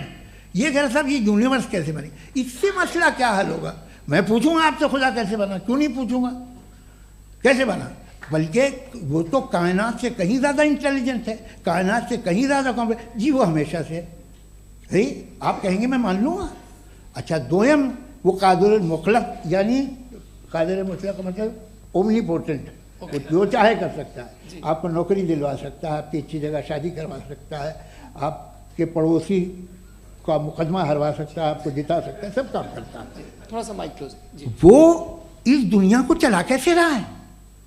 ये दुनिया कैसे चल रही है? आपको इस पर हैरत नहीं होती?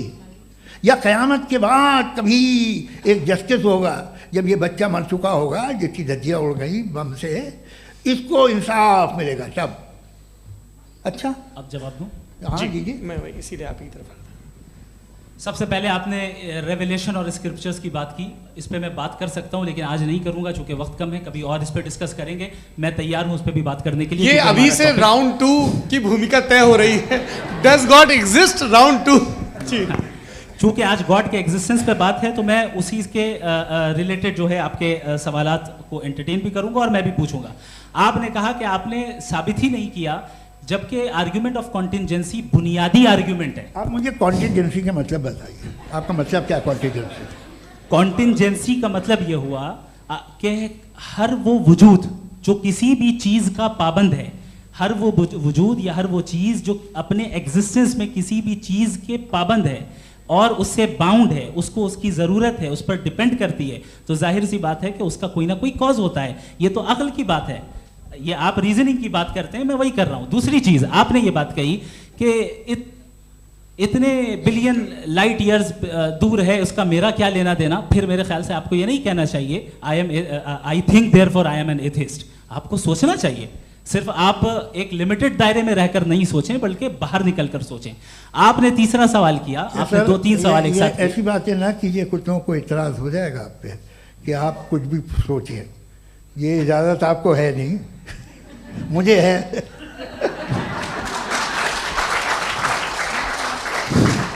जी, आपने प्रॉब्लम ऑफ इविल के ताल्लुक से सवाल किया और बार बार आप एक लफ्ज रिपीट कर रहे हैं कि ओमनीपोटेंट गॉड है। ऑल पावरफुल गॉड है। यही तो दरअसल समझना है कि गॉड का कॉन्सेप्ट क्या है। प्रॉब्लम ऑफ इविल जो है, प्रॉब्लम ऑफ इविल दर हकीकत दो असम्पशंस पर कायम है।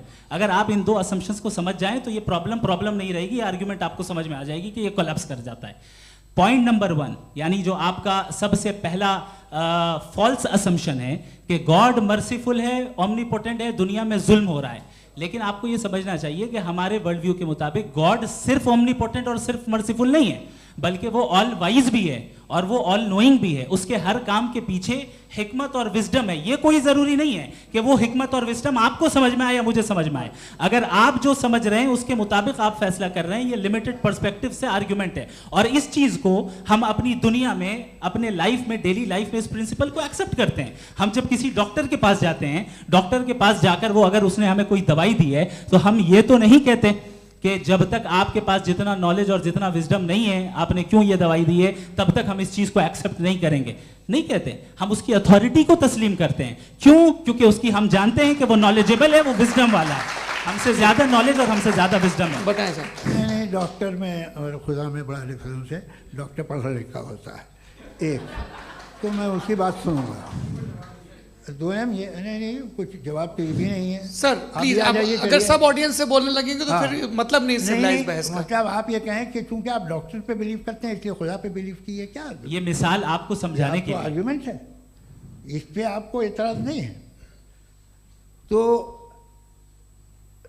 सिंपल बात ये है कि मैं अगर ये यकीन कर लूँ कि एक ओमनीपोटेंट, उसकी मसलहत है, ये जो बच्चे मर रहे हैं ये मसलहत है उसकी, मुझे नहीं चाहिए थी मसलहत। उसकी मसलहत नहीं, यही तो समझना है, मतलब एक्सपीरियंस। अच्छा, इस आपने अभी मेरी बात पूरी सुनी नहीं। मैंने कहा आपका पूरा आर्ग्यूमेंट दो फॉल्स असम्पशंस पर है।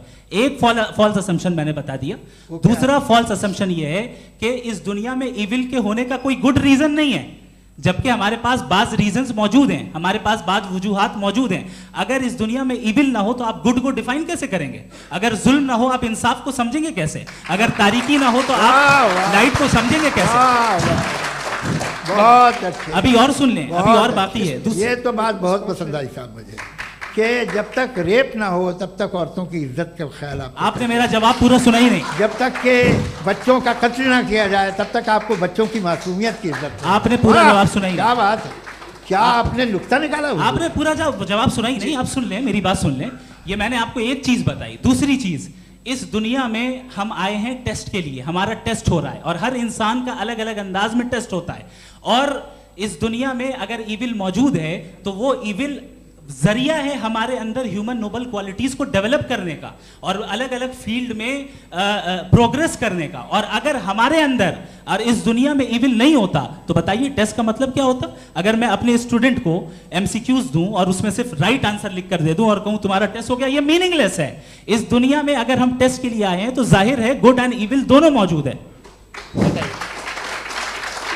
तो अगर गुड एंड इविल दोनों मौजूद है तो ये इविल भी खुदा का बनाया हुआ है? जी हाँ, खुदा का बनाया हुआ है। लेकिन अच्छा, चलो अच्छी बात। जी बिल्कुल, तो बिल्कुल खुदा ने बनाया। अभी तो ये है कि जो मेजॉरिटी है दुनिया में वो इविल है, तो ये खुदा एक्चुअली इविल के साइड पे लग रहा है मुझे। बिल्कुल भी नहीं, मैं बताता हूं। मेजॉरिटी में तो वो है। क्या बात कर रहे हैं भाई आप? मैं बहुत कोई भी जो मुंसिफ होगा, चाहे आपका अपना घर हो जिसके आप सबसे बड़े हैं, चाहे आपकी ऑर्गेनाइजेशन हो जो आप चलाते हैं, वहां पर आप इविल रखेंगे साबित करने को कि बाकी लोग शरीफ हैं? मेरी बात सुन क्या ये आर्ग्यूमेंट ही गलत है? अगर कि जब तक के कोई इविल नहीं होगा तब तक के शरीफ आदमी शरीफ नहीं लगेगा। अगर एग्जामिनर गलत ऑप्शन दे रहा है तो एग्जामिनर इविल नहीं हो गया, जो गलत ऑप्शन को सेलेक्ट कर रहा है वो फेल होगा। क्रिएटर ने इविल को बनाया है लेकिन वो इविल नहीं है। अच्छा सुनिए मेरी बात, लेट मी कंप्लीट सर। जी जी। क्रिएटर ने इविल को बनाया है टेस्ट के लिए, वो इविल नहीं है। इविल वो होगा जो उसे इख्तियार करेगा। छुरी को बनाने वाला गलत नहीं होता है, छुरी का गलत इस्तेमाल करने वाला गलत होता है। रेप को कैसे गलत इस्तेमाल करते हैं? रेप इंसान के फ्री विल का नतीजा है। ये रेप कैसे गलत इस्तेमाल होता है? ये मुझे अब सुन ले, अब सुन ले। गलत इस्तेमाल होता हाँ मैं बता रहा हूँ ना, कैसे गलत? मैं बता रहा हूँ कि जो इविल इस दुनिया में मौजूद है उसके कई सारे तरीके हैं। एक तरीका इंसान का अपना फ्री विल है। अब अगर कोई रेपिस्ट रेप कर रहा है तो इसका गॉड का कसूर नहीं है, वो अपने फ्री विल का गलत इस्तेमाल कर रहा है, उसको सजा मिलनी चाहिए। अच्छा, और उसी के लिए जहन्नम बनाई गई है। ये फ्री विल का भी बड़ा चक्कर। आप जब कोई बुरा काम करते हैं या कोई बुराई होती है तो ये कहा जाता है कि ये फ्री विल है। 7 billion free wills are moving on this planet. 7 billion free will. और एक आदमी अपनी फ्री विल से मुझे कत्ल कर दे तो मैं खुदा की मर्जी से मरा हूँ कि इसकी फ्री विल की वजह से? मेरी मौत खुदा के हाथ है या ये फ्री विल वाले के हाथ है? खुदा ने फ्री विल का निजाम बनाया है और उस निजाम का गलत इस्तेमाल करके कोई आपको मार रहा है, इस्तेमाल करके मेरा कत्ल कर देता है। अब मेरी मौत का जिम्मेदार कौन है? वो इंसान जिम्मेदार है। वो इंसान जी। तो ये कहना कि और उसको सजा मिलेगी। तो अब आप आगे चलिए कि ये तय करना कि अल्लाह ही या अल्लाह ने खुदा ही जिंदगी देता है, खुदा ही मौत देता है, ये गलत है। बिल्कुल गलत नहीं है। हाँ, नहीं, निजाम उसी ने बनाया फ्री विल का। निजाम मौत और हयात का उसी ने बनाया। You are contradicting yourself. अभी आपने कहा कि एक आदमी ने फ्री विल से आपको मार दिया, इसमें उसे फ्री विल दी गई थी, उसने गलत इस्तेमाल किया। 7 billion free wills are moving on this planet और आप चाह रहे हैं कि मैं सिर्फ खुदा का ध्यान करूं। ये 7 बिलियन फ्री विल्स को मुझे लुक आफ्टर करना पड़ेगा कि नहीं? ये तो तबाहियां कर रही हैं और तबाहियां ज़्यादा हो रही हैं। बिल्कुल। तो अगर आप बताएं अगर खुदा नहीं है फॉर एग्जाम्पल, तो आप इविल को कैसे डिसाइड करेंगे? यानी how can you define evil objectively without God? देखिए, दुनिया में 2 तरह के जानवर हैं। एक जो अकेले रहते हैं जंगल में और एक जो ग्रुप्स में रहते हैं। ग्रुप में जो भी रहेगा, चाहे वो आपका फाउंडेशन हो, चाहे कोई क्लब हो, चाहे कोई पॉलिटिकल पार्टी हो, चाहे कोई यूनिट हो, उसमें आपको इंटरैक्ट करने के रूल बनाने पड़ेंगे। यानी लोग तय करेंगे। लोग तय करेंगे। अगर लोगों ने ये तय किया कि किसी का रेप करना सही है, आप जस्टिफाई करेंगे? नहीं, आपका फाउंडेशन तो ये हो गया ना कि लोग ही विल डिसाइड करेंगे। नहीं, अरे दुनिया में ऐसे ग्रुप्स हैं जो रेप को जायज़ मानते हैं सर्टेन हालात में। मैं डिटेल में नहीं जानूंगा, आप भी जानते हैं। ये जो आईसिस वाले थे जिन्होंने क्या किया था, तो उन्होंने क्या किया उसका खुदा से कोई ताल्लुक नहीं है सर। मैंने सिंपल सवाल किया कि इविल को आप डिफाइन करते कैसे हैं? आइए वापस आइए जी। आप साथ में तभी रह सकते हैं जब कुछ आप ऐसे उसूल डेवलप करें जिसमें हर एक का बेसिक तहफ़्फ़ुज़, हर एक का बेसिक राइट हो और हर एक को कोई आराम मिले। यही तरीक़ा है किसी भी ऑर्गेनाइजेशन जिसमें एक से ज़्यादा लोग हैं और वो ऐसे चलती है ज़िंदगी। उसमें अगर आप गड़बड़ करेंगे तो तबाही होगी, नुकसान होगा, बर्बादियाँ आएंगी। और अगर उसमें आप घर ले लीजिए ना, एक हस्बैंड है, एक वाइफ है, बच्चे हैं, वालदा भी हैं, 2 बहनें भी हैं, एक भाई भी है। अब इसमें कोई निज़ाम आपको चाहिए साथ में रहने का और एक दूसरे पे भरोसा रहे, एक दूसरे के बहीख्वाह हों, एक दूसरे की मदद करें, ऐसी जिंदगी। सर आपकी बात आ गई। आप ये कह रहे हैं कि लोग डिसाइड करेंगे क्या सही है क्या गलत है, यही है? मेजॉरिटी डिसाइड करेगी क्या सही है क्या गलत है? अरे भाई बिल्कुल। मेजॉरिटी अगर ये कहे कि नाजी जर्मनी के साथ जिस तरह मेजॉरिटी थी कि जेनोसाइड करना सही, आप जस्टिफाई करेंगे? उस वक्त आपका ये सवाल सिर्फ उसके बाद क्लोजिंग। हाँ, उस वक्त प्लेनेट पे जो लोग थे उनमें कितने लोग हिटलर को सही समझते? अच्छा, प्लेनेट की मेजॉरिटी तय करेगी, सोसाइटी की नहीं। प्लेनेट की मेजॉरिटी गॉड के एग्जिस्टेंस को सही मानती है, आप क्यों नहीं मानते?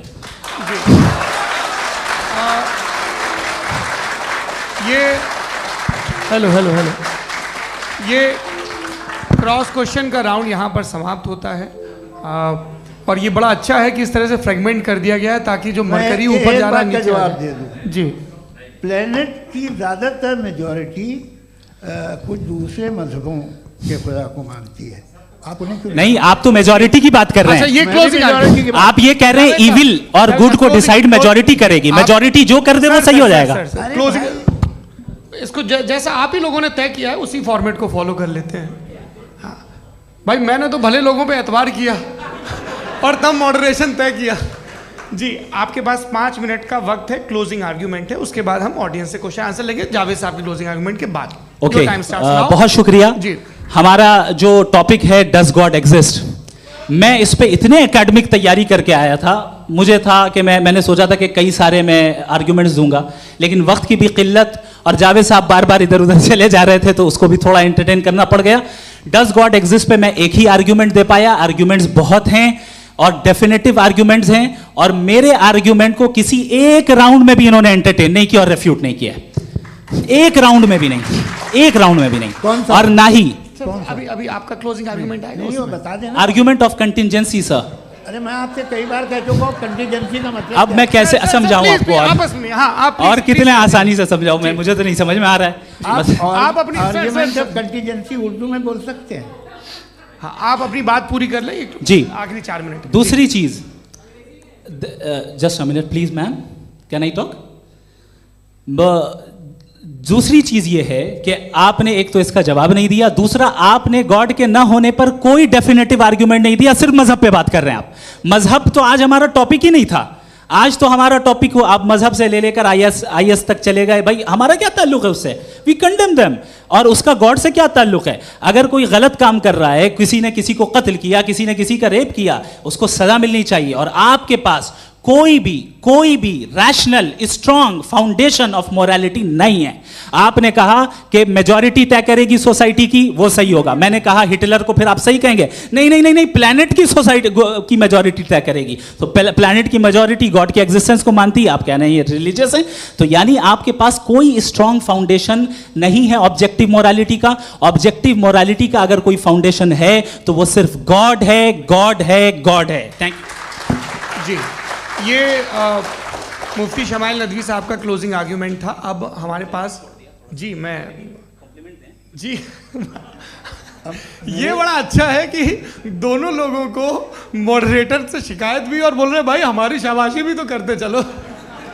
अब मेरी बात जी, आपके पास जावेद अख्तर साहब 5 मिनट का वक्त है, ये आपका क्लोजिंग आर्ग्यूमेंट है, टाइम रीसेट कर दें जी। देखिए, बहुत सारी बातें हैं। गॉड का डेफिनेशन दुनिया के किसी भी रिलीजन में है कि वो ओमनीपोटेंट है, ओमनीप्रेजेंट है, he is just, he is kind, he loves you and so on. मैं जब दुनिया देखता हूँ तो मुझे कोई ऐसा सुप्रीम पावर यहाँ दिखाई नहीं देती है जो इंसान की बहबूदी के लिए कुछ कर रही हो, कमज़ोर को बचा रही हो, मदद कर रही हो, जालिम को पीछे हटा रही हो। मैं नहीं देखा, तारीख़ में नहीं। एक तो अगर है और ये देख रहा है तमाशा, तो उसका होना न होना बराबर है। दोयम ये कि ये जो है, जब आप ये कहते हैं कि कायनात जिसकी कंटीजेंसी है, मैं देखिए वो लफ्ज़ इस्तेमाल किया मैं, तो ये कैसे हो सकती है भाई? और फ़ौरन आप सरेंडर कर देते हैं कि जाहिर है कि इसका बनाने वाला तो इससे 10,000 गुना ज़्यादा कॉम्प्लिकेटेड होगा। उस पर आपके होने पे कोई इतराज़ नहीं है। उसे वो टाइमलेस है, वो पहले से था, टाइम तो बहुत बाद में आया। ये सब आप मानने को तैयार है जिसका आपके पास कोई सबूत नहीं, आपके पास कोई रीज़न नहीं है। आपकी तारीख क्या है मज़हबों की? बिलीफ की, जो खुदाओं का बिलीफ है, ये कॉन्स्टेंटली गलत साबित होता रहा है। मतलब आप कहें कि अरिस्टोटल के ज़माने में तो सब जाहिल थे, वो भी इतने ही यकीन से खुदा पे यकीन रखते थे, जो अब नहीं रहा। ये भी नहीं रहेगा, आप लिख लीजिए। और इसके आसार आपको दुनिया में दिखाई देना शुरू हो चुके हैं। ये बहस क्या आज से 100 साल पहले इस तरह हो सकती थी? यहाँ तक तो आपको हम ले आए हैं। तो सर अरे इनको मदद की ज़रूरत नहीं भाई, ये सेल्फ सफिशिएंट आदमी है, आप क्यों इनकी मदद कर रहे हैं? Sir please. तो ये जो है तमाम बातें अपनी जगह हैं। ये एक पैकेज है। आप अकेले, कोई आदमी ऐसा नहीं जो सिर्फ गॉड को मानता हो, उसके साथ बहुत पैराफर्नेलिया आता है, अलग अलग पैराफर्नेलियाज आते हैं। They have always created chaos in the society. मैं तो आपको सीधा ऑफर देता हूँ कि दुनिया में 10 इम्पॉर्टेंट बिलीव्स हैं। आप एक मानते हैं, 9 नहीं मानते, 9 में आप एथियस्ट हैं, 9 को आप बिल्कुल रीजनेबली मेरी तरह देखते हैं। तो 90 मजहबी आदमी भी 90% एथियस्ट है। वो दूसरे खुदा नहीं मानता, एक खुदा मानता है, अपना वाला, बाकियों को कहता है गलत है। अगर आप मानना ही बंद कर दें तो आपका 10% चांस है कि आप सही हैं और 90% चांस है कि आप गलत हैं। मेरा मशवरा है आप मानना छोड़ दिए तो 50% चांस होगा कि आप सही हैं और 50% चांस होगा, 40% आप गेन करेंगे बाय बिकमिंग एन एथियस्ट।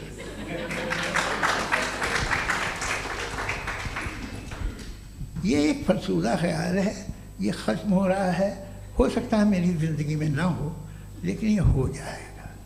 जो बातें ये इनको आप मेटाफिज़िकल ये वो ऐसे रिस्पेक्टेबल टर्म दे दिए, ये तो उन लोग के हैं जिन्हें ना फिज़िक्स मालूम थी ना मेटा मालूम था, ये उन्होंने आपको दिए हैं। जी बहुत शुक्रिया आप दोनों लोगों का। और अब इस बातचीत का आखिरी राउंड शुरू होगा, डज गॉड एग्जिस्ट की ये बहस मुफ्ती शमाइल नदवी और जावेद अख्तर साहब के बीच। आप लोग अपने अपने हाथ ऊपर करेंगे, मैं यहाँ से तय करूँगा। और माइक हमारे पास है क्या? एक ही माइक है ऑडियंस के लिए? 2 माइक है, एक इस तरफ एक इस तरफ, ठीक है। तो जी सबसे पहले हमारी सहयोगी हैं मारिया शकील जी, पूछिए सवाल। थोड़ा सा रुकेंगे ताकि कैमरे का फ्रेम आप पर आ जाए, आपकी तो प्रैक्टिस है टीवी की। जी नदवी साहब, मैं खुदा को मानती हूँ, पहले मैं इसी प्रमाइस से शुरू कर रही हूँ और ये बता रही हूँ आपको, मैं मानती हूँ। लेकिन कुछ सवाल हैं जो जावेद साहब ने उठाया, उसका जवाब आपको देना चाहिए। पहला सवाल ये कि गज़ा में सालों से छोटे बच्चे मर रहे हैं, वो उनको अगर खुदा मर्सीफुल है, हम मानते हैं कि अल्लाह ताला में बहुत ताकत है, तो वो बच्चे क्यों मर रहे हैं? दूसरी बात ये कि अगर कंटिजेंसी की जो आप बात करते हैं, पूरे मुस्लिम ममालिक मिल कर के भी उन गज़ा के बच्चों को क्यों नहीं बचा पा रहे हैं? क्योंकि अगर वो चाहते, क्योंकि अल्लाह ताला उन पर हुकूमत करते हैं, सब पर हुकूमत करते हैं, तो वो उनको क्यों नहीं बचा? जी थैंक यू वेरी मच। बहुत अच्छा किया आपने इस चीज़ को जिक्र कर दिया, मैं इसको और अच्छे से एक्सप्लेन करने की कोशिश करता हूँ। देखें, जहाँ तक आपने कहा कि गज़ा के बच्चों को मारा जा रहा है, देखें 2 वर्ल्ड व्यू है, एक एथीस्टिक वर्ल्ड व्यू, एक थीस्टिक वर्ल्ड व्यू है। बच्चे मर रहे हैं दोनों वर्ल्ड व्यू में, लेकिन हमारा वर्ल्ड व्यू कह रहा है कि रिकॉम्पेंस है, ये कह रहे हैं कि उनका मरना बेकार जाने वाला है, कोई उसका रिकॉम्पेंस नहीं है, चूँकि इनके यहाँ आखिरत और अल्लाह का कोई तसव्वुर या गॉड का कोई तसव्वुर नहीं है। आपने ये सवाल किया कि गॉड मर्सीफुल है, क्यों नहीं रोकता? ये मैंने बताया कि ये मिसकंसेप्शन है लोगों के दरमियान कि गॉड को सिर्फ मर्सीफुल और ओमनीपोटेंट समझते हैं। गॉड के सिर्फ यही 2 एट्रीब्यूट्स नहीं हैं, गॉड के कई सारे एट्रीब्यूट्स हैं, उनमें से अल हकीम भी है, उनमें से ऑल वाइज भी है, ऑल नोइंग भी है। लिहाजा अगर इस दुनिया में किसी को तकलीफ आ रही है और गॉड उसको नहीं रोक रहा है, वो इसलिए नहीं रोक रहा है चूंकि इंसानों को फ्री विल दिया गया है। ठीक इसी तरीके से अगर एक डॉक्टर किसी छोटे बच्चे को इंजेक्शन लगा रहा है, उसे तकलीफ पहुंच रही है, उसके लिमिटेड पर्सपेक्टिव के एतबार से ये गलत हो रहा है और डॉक्टर बुरा है। लेकिन जब आप ब्रॉडर पिक्चर को देखेंगी, आपके और हमारे पास सिर्फ एक पिक्सल है, हमें इतना नजर आ रहा है कि गजा में कत्ल हो रहा है, लेकिन इसके पीछे कितना रिकॉम्पेंस उनको मिलने वाला है, पूरा पिक्चर गॉड के पास है। तो एक पिक्सल से आप पूरे पिक्चर को कभी भी जज नहीं कर सकती। आप इसमें कुछ जोड़ना चाहेंगे? आपको कुछ बोलना है इसमें? भैया आपने बहुत अच्छा जस्टिफिकेशन दिया। या आप वो जो वहाँ के प्राइम मिनिस्टर इजराइल के उन्हें भेजिए, वो बहुत खुश होंगे। आप जस्टिफिकेशन दे देना कि अगर गॉड नहीं है तो बच्चे क्यों मर रहे हैं, आप बताएं। वो ये सवाल पूछ रहे हैं कि अगर आप ईश्वर का अस्तित्व नहीं मानते हैं तो उन बच्चों की मौत को आप कैसे इंटरप्रेट करते हैं? भाई ये दुनिया जो है, जो ताकतवर लोग होते हैं वो एक नाइंसाफ़ी करते हैं। तो ये अच्छा काम है आपके नज़दीक, तो नेचर नाइंसाफ़ी पे मबनी है। अरे मेरे भाई, आप नेचर की कहाँ बात कर रहे हैं, तो इंसान की बात जी, तो फिर जब मैं इंसान की बात कर रहा था आप नेचर की बात करने लग गए। क्रॉस एग्जामिनेशन नहीं। हाँ, अब आप मुझे बोलने नहीं देंगे तो अलग बात है, आप बोलिए, मुझे कोई जल्दी नहीं। जी नहीं, ये क्रॉस एग्जामिनेशन मुझे बोल तो लेने दीजिए। जी बोलिए। क्या बात ये है कि ह्यूमन सोसाइटी तभी साथ में रह सकती है जब वो मोहब्बत से, एकता से, एक दूसरे के एहतराम करके रहे। इसके अलावा पॉसिबल नहीं है, अकेले तो इंसान रह ही नहीं सकता। वहाँ पर कुछ लोग हैं जो फाउल करते हैं, वो फाउल हमेशा से तारीख में होता आया है। आज ये हो रहा है, जो हो रहा है बहुत बुरा हो रहा है, बहुत जालिमाना है, बहुत जाबराना है। उसको आप कहें कि ये बच्चों को कॉम्पनसेशन मिल जाएगा या इसकी इंजेक्शन है, इंजेक्शन तो हेल्थ के लिए दिया जाता है।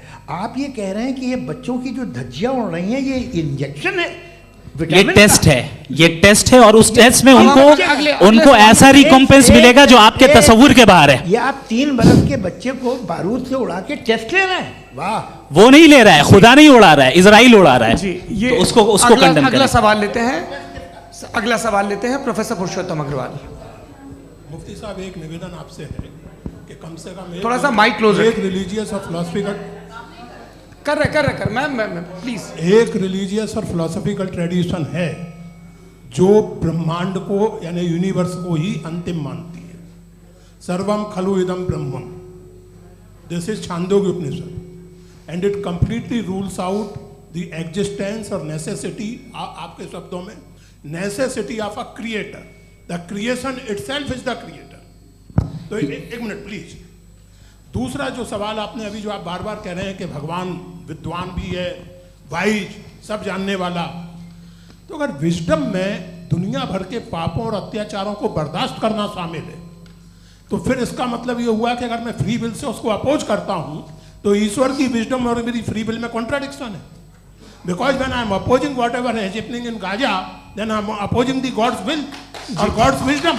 जवाब लेते हैं क्योंकि तो गॉड की विजडम में, एक मिनट सर प्लीज सर, ये एक जुमला, गॉड की विजडम है कि गाजा में जो कुछ हो रहा है वो हो रहा है, मैं उसका अपोज कर रहा हूं, तो मैं गॉड की विजडम के खिलाफ जा रहा हूं। एक सवाल। दूसरा ये नहीं आपने दो ऑलरेडी सर आप और सवाल कर लें, लेकिन मुझे दो जवाब दे। सर, पहले आपने ये कहा, सुनिए मेरी बात सुनिए। इजराइल के गॉड के मुताबिक तुम्हारा ठीक हो रहा है ना? नहीं हो रहा है, ठीक नहीं हो रहा है। मैं बता रहा हूँ क्या हो रहा है, आप तशरीफ रखें, मैं बता रहा हूँ क्या हो रहा है। Let me complete please. एक सेकंड गाइस, एक सेकंड। ये देखिए, ऐसा है कि ये सब बड़ा आपस में विचार विमर्श के बाद ये तय हुआ था कि कुछ नियम बना लिए जाएं ताकि एक टाइम बाउंड बातचीत चले। और भाई साहब, आप बड़ा जरूरी काम कर रहे हैं, लेकिन कैमरे के फ्रेम में आके उस काम को गड़बड़ कर दे रहे हैं। ठीक है गुरु, अब मेरे को कहीं का गुस्सा कहीं निकालना था, सॉरी। नहीं, कोई गुस्सा नहीं है जी। तो प्रोफेसर ने सवाल पूछे, आप उनके जवाब दें, और थोड़ा ये सब लोग थोड़ा ख्याल रखें भाई, सवाल संक्षिप्त रखें जी। आपने दो सवाल किया। सबसे पहला ये कहा कि हमारे पास ये कॉन्सेप्ट है कि ये यूनिवर्स खुद नेसेसरी बीइंग है, creation itself is the creator. How irrational is this कि मैं एग्जिस्ट करूंगा बाद में, लेकिन अभी एग्जिस्ट कर भी रहा हूं, यानी एक ही टाइम में एग्जिस्ट भी कर रहे हैं, नहीं भी कर रहे हैं। This is not true. दूसरी चीज, आपने कहा कि अगर इजराइल में, सॉरी माफ कीजिएगा, Israel doesn't exist, occupied Palestine में अगर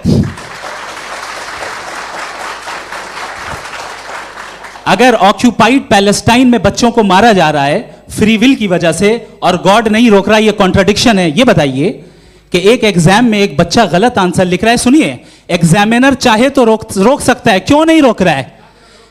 ये कॉन्ट्रडिक्शन है, ये कॉन्ट्रडिक्शन नहीं है। माइक नहीं सर, ये आपस में जी, ये क्या आपका सवाल? माइक दीजिए। फ्री विल दिया गया है टेस्ट के लिए, अकाउंटेबिलिटी के लिए। अगर फ्री विल नहीं होता तो आप कहते हैं हमें रोबोट बना दिया गया। नॉट मिसरिप्रेजेंट माय पोजीशन, आपकी जो भी पोजीशन, मैं अपनी फ्री विल के नाते, अपने ह्यूमन विजडम के नाते गाजा में हो रही अत्याचार का विरोध करता हूं। बिल्कुल करना चाहिए। आपके हिसाब से मैं गॉड की विजडम का विरोध कर रहा हूं? बिल्कुल नहीं, जो हो रहा है गॉड, बिल्कुल भी नहीं, बिल्कुल भी नहीं। उसका वहां पर गाजा में कत्ल होना ये इंसानों के गलत इस्तेमाल का नतीजा है, फ्री विल के इस्तेमाल का नतीजा है। गॉड इसका हुक्म नहीं देता, उससे रोकता है। यही तो मसला है ना, आपके लिए कॉन्सेप्ट क्लियर नहीं भाई, आपने तो बताया था इंजेक्शन लगाने से बच्चे को तकलीफ होती है, ये इंजेक्शन लगा। सर आप ऐसे रेटोरिक स्टेटमेंट दे तब तो कोई मसला नहीं समझते रहेंगे। This is a rhetoric statement, this is not a logical argument sir. I am sorry. आखिरी 30 मिनट बड़े मुश्किल होने वाले हैं जी। मुफ्ती साहब आगे बैठे हैं, इनको माइक दीजिए। हाँ तरुण, माइक आप अपने पास रखिए, आपको कैमरे का फ्रेम पता है जी। सबसे पहले दोनों को मुबारकबाद। एक सर अपना आप नाम बता दें। आप अमेरिका में शिकागो में रहते हैं, इतना मुझे याद है। बताया आपको, यासिर नदीम अलवाजदी मेरा नाम है। जावेद सर, आपसे एक क्वेश्चन है इन्फिनिट रिग्रेस के ताल्लुक से। एक हाइपोथेटिकल सिनेरियो है, मसलन अगर आप सर माइक थोड़ा सा प्लीज क्लोज रखिए जी। अगर आप शायर इसलिए हैं कि आपके कोई उस्ताद शायर थे, और वो इसलिए शायर थे कि उनके कोई उस्ताद शायर थे, और इसी तरीके से हम माजी में पीछे चलते चलते चले जाएं और कहीं ना रुके, तो माफ कीजिएगा आप कभी शायर नहीं हो सकते। लेकिन आप शायर हैं, आपका शायर एग्जिस्ट करता है, इसका मतलब ये है कि आप कहीं ना कहीं रुके हैं। तो मेरा सवाल ये है कि क्या आप इन्फिनिट रिग्रेस ऑफ कॉजेस को लॉजिकल फैलेसी मानते हैं या नहीं मानते? हाँ या ना? मैं इन्हें लॉजिकल फैलेसी नहीं मानता हूँ, लेकिन मेरा प्रॉब्लम यह है कि जब मैं नहीं मानता हूँ तो I will continue with this logic जो फैलेसी नहीं हो। आप एक जगह रुक जाते हैं जाके, आप कहते हैं ये गेंद कैसे बनी, ये जजीरा कैसे बना, ये समंदर कैसे बना, ये ज़मीन कैसे बनी, और अचानक गॉड पे जाके आपको ब्रेक लग जाता है। एक बार आप सवाल नहीं करते कि भाई इनको बनाने वाला तो इनसे भी कॉम्प्लिकेटेड होगा, वो कैसे बना, उसके बारे में आपने इत्मीनान कर लिया, वो हमेशा से है। तो अगर आप उसे हमेशा से मानते हैं तो फिर ये मान लीजिए कि कायनात हमेशा से है, क्या तकलीफ है? फिर हम वजूद में नहीं आते जी हैं?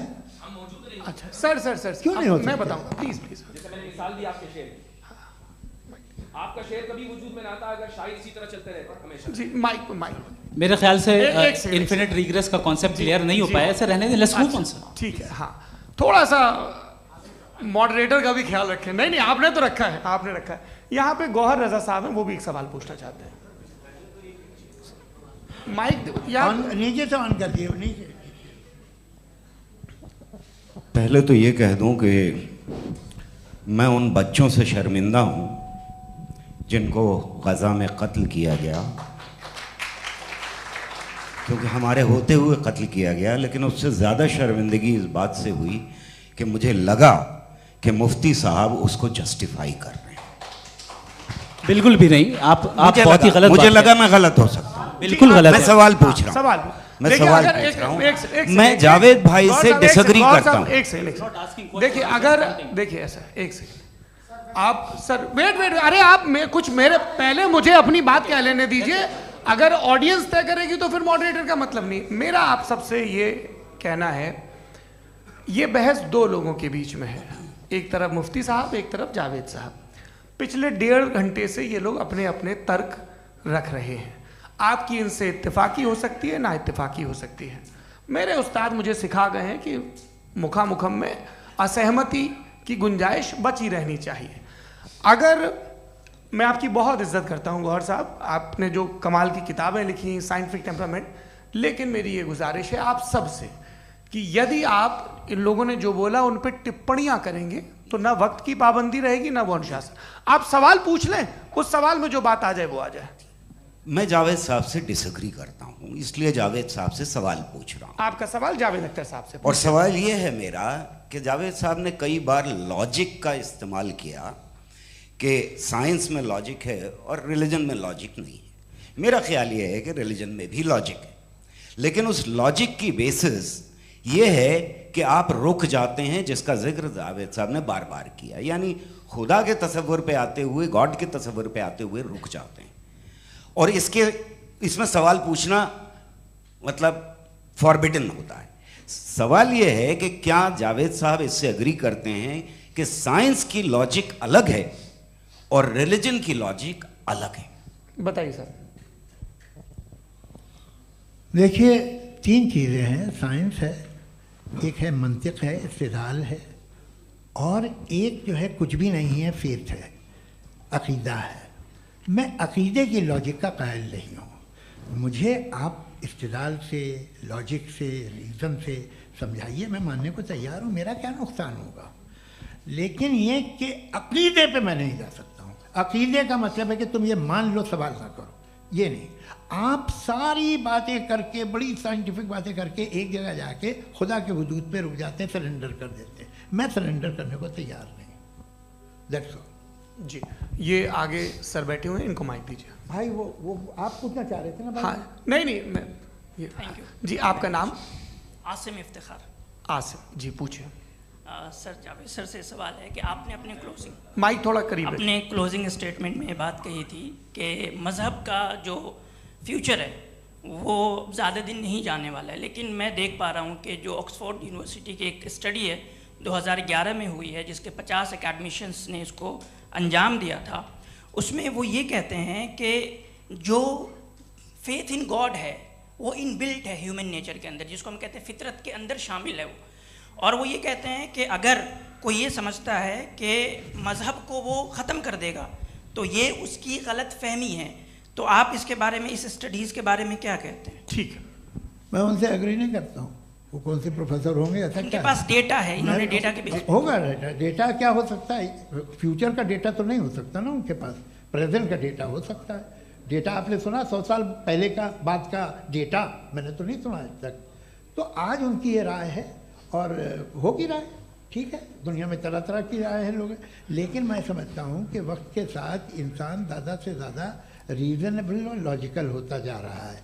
आज आप देखिए वेस्टर्न यूरोप में क्या परसेंटेज है नॉन बिलीवर्स की, बहुत हाई, वहाँ चर्च खाली पड़े होते हैं। तो अल्टीमेटली तो इंसान कोई ऐसी बात बहुत अरसे तक नहीं मान सकेगा, चाहे गलत या सही, जो उससे उसके दिमाग को, उसके जहन को, उसके लॉजिक को अपील न करे। वो कह रहे हैं तो ऑक्सफोर्ड के होंगे तो कैम्ब्रिज के होंगे, तो मुझे क्या लेना देना, उनका डेटा मुस्तकबिल का नहीं हो सकता है। जी दीपक, हाँ पूछिए। मैं आऊँगा, अभी पीछे की साइड भी आऊँगा, माइक वहीं भेजूंगा 2-3 साल के लिए। जी जावेद साहब, आपसे सवाल है। नमस्ते। अरे भाई सर, अगर आप ही लोग तय करना है तो फिर 200 लोग तय कर लें। ये एक साथ नहीं sir, please don't do this sir. Everybody has a right sir, but we can only take selected questions. No sir, ये यंग लोग भी हैं तो इनकी ये अब उतने बात यंग, सुनिए। भाई आप यंग हैं कि नहीं हैं? एक मिनट, वो कह रहे हैं वो भी आएंगे, यंग हैं पूछ रहे हैं ना साहब, भाई। आप उनकी नौजवानी पर दावा उनको ही करने दें। हाँ मुफ्ती साहब आप यंग, हाँ पूछे। अरे भैया सर, मेरा सवाल ये है, कुछ इनसे भी तो पूछो। जी नहीं, बस आपसे एक सवाल है। जैसे थीस्टों के पास अपने जो ईश्वर को मानते हैं उनके पास अपने सोशल गेट टुगेदर्स हैं, 5 रोज़ आज क्रिसमस आने वाला है, होली है, दिवाली है, ईद है। एथिस्ट क्या ऑफर कर रहे हैं? मतलब मैं इनकी दुकान से बोलूं, मैं आना चाहता हूं उस तरफ, पर मैं अट्रैक्ट नहीं हो पा रहा हूं। मैं सोशल गेट टुगेदर्स क्या है आपके पास? वो ये कह रहे हैं कि जो धार्मिक लोग हैं, अलग अलग धर्म के लोग, उनके उत्सव त्योहार कांग्रेगेशन बहुत हैं। अब आपको मैं एक सुनाता हूँ, यहाँ हिस्टोरियन भी बैठे हैं, मृदुला जी आप बताइएगा सही है कि नहीं। ये एक कॉन्स्टेंटाइन, एक ग्रीक रोमन बादशाह था जो क्रिश्चियनिटी आने के 400 साल बाद उसने डिसाइड किया कि मैं क्रिश्चियन हो जाऊंगा, मेरी पूरी स्टेट कैंसिल हो जाएगी। उस ज़माने में ऐसे ही होता था, राजा जो धर्म इख्तियार करता था वो जनता भी कर लेती थी, इसलिए कि वो हो गया था बैंकक्रप्ट, और उसे जो मेडिटेरियन कोस्ट के रिच क्रिश्चियन वो थे मर्चेंट, उससे पैसा चाहिए था। तो उसने कहा यार क्रिश्चियन हो जाओ। तो उसने अपने वजीर से कहा कि भाई ये हिस्ट्री है कि अब हम लोग क्रिश्चियन हो जाते हैं। पहले सर हो जाएंगे, कोई प्रॉब्लम नहीं है, लेकिन एक प्रॉब्लम ये है कि 17 दिसंबर से 25 दिसंबर तक जो पेगन फेस्टिवल होता, जो पेगन्स थे वो लोग, जो फेस्टिवल होता है वो बंद हो जाएगा, इसलिए कि हम क्रिश्चियन हो गए तो होगा नहीं। तो वो बच्चों को बहुत बुरा लगेगा, पब्लिक को बहुत इन्जॉय करते हैं, ख़ासतौर से 25 तो मेन डे। उसने कहा हाँ ये तो सही कह रहे हो, ये जीसस क्राइस्ट की पैदाइश कब थी? पहले साहब वो अप्रैल में थी। नहीं, कट करो, वो 25 दिसंबर को है। यह हकीकत है जी। और 400 साल बाद क्रिश्चियनिटी के अप्रैल से दिसंबर ले आए, और इसलिए कि यहाँ पेगन फेस्टिवल होता था। अब मनाते हैं आप आराम से। ये जो सारे फेस्टिवल हैं ये रिलीजन से, हर एक को एक इंटरटेनमेंट डिपार्टमेंट चाहिए होता है अपनी कंपनी चलाने के लिए। तो ये रिलीजन ने, ये सेकुलर त्यौहार थे जिन्हें रिलीजन्स ने ले लिया है। ये मौसम के थे, फसलों के थे, किसानों के थे, उसको आपने लेके रिलीजियस रंग दे दिया। ये कोई रिलीजन से थोड़ी आए आप। अच्छा हमें देखिए, हम तो मुल्द हैं, हम ईद मनाते हैं, हम दिवाली मनाते हैं, हम होली मनाते हैं, हम क्रिसमस मनाते हैं। बम्बई की फिल्म इंडस्ट्री की सबसे बड़ी होली हमारे घर में होती है, सबसे बड़ी ईद हमारे घर में होती है। वो हमारी सोशल वो है, हमारे हेरिटेज है। ऐसा थोड़ी है कि we will throw the baby along with the water. ये तो अच्छी चीज़ है, इन्हें रखो, जो बेकार है फेंक दो। जी हाँ, हेलो जी, मेरा सवाल नादवी जी से है। जैसा कि आपने बोला कि गॉड टाइम के भी परे हैं, और गॉड इतनी कॉम्प्लेक्स चीज़ है कि उसे ह्यूमन माइंड समझ नहीं सकता, और गॉड ने अर्थ पे फ्री विल भी दे दी है। तो आप अपना वक्त ज़ाया क्यों कर रहे हैं गॉड के बारे में बात करके? अपन को तो बात करनी चाहिए कि सोसाइटी को बेहतर कैसे करें। जी, मैं गॉड वही बताता है सोसाइटी को कैसे बेहतर करे। अभी मैं आपका जवाब देता हूँ। आपने कहा कि टाइम पे वो एग्जिस्ट नहीं करता, मेरा सवाल ये है कि जैसा आपने बोला कि गॉड बहुत ही कॉम्प्लेक्स चीज है। मैंने कहा ही नहीं कि कॉम्प्लेक्स है, तो आपके अल्फाज हैं। कॉम्प्लेक्स का लफ्ज गॉड के लिए सुइटेबल नहीं है। क्यों? क्योंकि कॉम्प्लेक्स वो चीजें होती हैं जो ऑब्जेक्ट हो। God is not an object जिसको आप इंस्ट्रूमेंट के जरिए लेबोरेटरी में जाके टेस्ट करें, oh it's very complex. No, वो कोई कार का इंजन नहीं है। मेरा वो फिलोसॉफिकली नेसेसरी बीइंग ऐसी बीइंग है जो सिंपल बीइंग है। हाँ, आप उसको मुकम्मल तौर पे उसकी तमाम हिकमतों को जान ले और हर चीज को जान ले, ये पॉसिबल नहीं है, क्योंकि वो ऑल वाइज है, आप ऑल वाइज नहीं है, और वो खुदा है, वो आपको सारी चीजें बता दे, ये जरूरी नहीं। मेरा सवाल ये नहीं था, मेरा सवाल ये था कि जब गॉड इतना परे है इस दुनिया से कि उसने अर्थ पे फ्री विल भी दी है, हम सब ह्यूमंस की फ्री विल है, और जो सोसाइटी में हो रहा है वो अपन लोग डिसाइड करेंगे, तो अपन लोग डिसाइड नहीं करेंगे ना, अपन लोग डिसाइड नहीं करेंगे। गॉड जो है, गॉड ने वो उसकी जात, उसकी एग्जिस्टेंस टाइम एंड स्पेस से परे है, लेकिन वो हमारा टेस्ट ले रहा है और उसी गॉड ने हमें बताया कि तुम्हें क्या करना है क्या नहीं करना है, तो जाहिर है उस गॉड की बात सुनेंगे ना हम। जी, वो पीछे एक चश्मा लगाए जो मैम खड़ी हैं, उनको दीजिए। हाँ, आप जी जी बिल्कुल आएंगे। देखिए मैं कोशिश कर रहा हूँ सब तरफ जाने की। हाँ, उनको दीजिए माइक। जी, हेलो सर, मैं ओमनी प्रेजेंट नहीं हूँ, टाइम पाबंद हूँ और जहाँ तक कोशिश कर सकता हूँ करूँगा। जी, अपना नाम बताइए। मेरा नाम उर्सुला है, मैं दिल्ली यूनिवर्सिटी की एक स्टूडेंट हूँ और मैं स्टूडेंट फेडरेशन ऑफ इंडिया से हूँ। मेरा सवाल मुफ्ती जी से है कि इस हॉल के इस कमरे में बैठ के हम लोग रेप की मोरालिटी के बारे में फिलोसफिकली बात तो कर सकते हैं, बट असलियत ये है कि रोज़मर्रा की ज़िंदगी में औरतें रेप के थ्रू गुजरती हैं, और हम लोग सिर्फ नंबर्स पे इस तरह नहीं देख सकते, क्योंकि कितनी औरतें हैं इन कंट्रीज़ में जहाँ पे आप बता रहे हैं कि केसेस कम हैं, जिनका एक्सेस है कि वो जाके केस फाइल कर सकें। कितनी औरतें हैं जो जिनको काम करने की आज़ादी है उन कंट्रीज़ में। यूरोप में ये आज़ादी आ गई, यूरोप में ये रूल्स आ गए, तो हम आज उसके बारे में बात कर पा रहे हैं। जी, जवाब। आपने ये कहा कि कमरे में बंद होकर हम लोग इस पर फिलोसफिकली बात कर सकते हैं, लेकिन हकीकत में क्या हो रहा है, वो ग्राउंड लेवल पे क्या हो रहा है जो बहुत गलत हो रहा है, और वो सफ़र कर रही हैं। आई एग्री, बहुत गलत हो रहा है, और जो गलत हो रहा है उसको हमें रोकना है। और क्यों रोकना है, वो गलत क्यों है, हमारे पास इसका ऑब्जेक्टिव फाउंडेशन है, इनके पास उसका ऑब्जेक्टिव फाउंडेशन नहीं है। मैं ये कहना चाह रहा हूँ कि जहाँ पे भी जुल्म हो रहा है, जहाँ पे भी औरत पे जुल्म हो रहा है, या उसकी इज्जत लूटी जा रही है, या उसे तकलीफ पहुँचाई जा रही है, और सिर्फ औरत नहीं, किसी इंसान के ऊपर भी जुल्म हो रहा है, तो उसके खिलाफ खड़ा होना, ये मॉरलिटी हमारे पास गॉड के पास से आई है। वरना जावेद साहब तो कह रहे हैं कि जो है मेजॉरिटी डिसाइड करेगी, तो मेजॉरिटी तो कभी भी बदल सकती है। क्या आप नातू? हाँ। ये थोड़ी सी आपको गलतफहमी है। मैं अगर मेरे जुमले से ये मदना निकला या मैंने कहा, तो ये जुमला मैं वापस लेता हूँ, ये मेरा मतलब ही नहीं था कि मेजॉरिटी डिसाइड करेगी। मेजॉरिटी डिसाइड करे तो दुनिया में बड़ी, वैसे आपने कहा था ये जुमला। अच्छा, हो सकता है, मैं मान रहा हूँ, बाद में रिकैप कर लेंगे। अरे एक सेकंड, मैं अपनी एक्सप्लेनेशन देता हूँ। मुनासिब बात यह है कि हम सब के सब दिल में जानते हैं कि क्या अच्छा है क्या बुरा है, हमें पता है अच्छी तरह से। जो लोग बुरे काम करते हैं उन्हें भी मालूम अच्छा क्या है। यही तो सवाल था हजरत कि फिर ये मोरालिटी आई कहाँ से? Cross examination. हाँ जी, हाँ। मोरालिटी साथ रहने की डिजायर से आई, यानी साथ रहकर जो कुछ कह दे, जो कुछ कर दे, वो हो जाएगा। नहीं नहीं, तो आप कायदे से रह ही कर सकते हैं जब तक लोगों में मोरालिटी हो, वरना क्यास हो जाएगा। ये आपको कैसे पता? जी, हमने देखा ना, जहाँ मोरालिटी का क्यास हो गया, हम देखते हैं। कहाँ पे देखते भाई? दुनिया में। आप जो कह रहे हैं, आप कहीं पे अगर गलत हो रहा है इस बहस तो के उसको बाद आप देखिए, आप एपिस्टेमोलॉजी की बात कर रहे हैं, मैं ऑन्टोलॉजी की बात कर रहा हूं। मैं इस बहस के बाद आप दोनों लोगों को चाय पे होस्ट करूंगा, वहां पे क्रॉस एग्जामिनेशन कर लीजिएगा। अभी ऑडियंस का हक मार रहे हैं आप लोग भाई, सर जस्ट लोग हैं आप लोग। और ये भाई ये हाँ, उधर आएंगे, उधर जी सर आएंगे। अच्छा सर, मेरा नाम लईकुर रहमान है और मैं अलीगढ़ मुस्लिम यूनिवर्सिटी का स्टूडेंट हूँ, और जहाँ तक मुझे पता है कि sir you are also product of Aligarh Muslim University. मैं भी उसी चमन का बुलबुल। हाँ सर, तो बहुत खुशी हुई मुझे जान करके कि मैं आपसे मिलूंगा। सवाल सर, मेरा सवाल यह है, सर सैयद अलैहिर्रहमा का नज़रिया ये था कि खुदा के वजूद को अक़ल के दायरे में रह कर के तलाश करना, न कि पूरी तौर से उसका इनकार कर देना। Sir, how will you define it? नहीं, तो ये तो आप इन्हें बताइए। ये सवाल आपसे खुदा का वजूद साबित कर रहे हैं, तो सर आपने इनकार कर रखा है, इस वजह से मेरा क्वेश्चन। उन्होंने यही सर से, एक सेकंड, सर सैयद ने यही कहा ना कि अक्ल से आप खुदा के वजूद को साबित नहीं कर सकते, यही कहा ना भाई। वो उन्होंने कहा कर सकते हैं और वो कर दिया गया आज। वो फोन दो।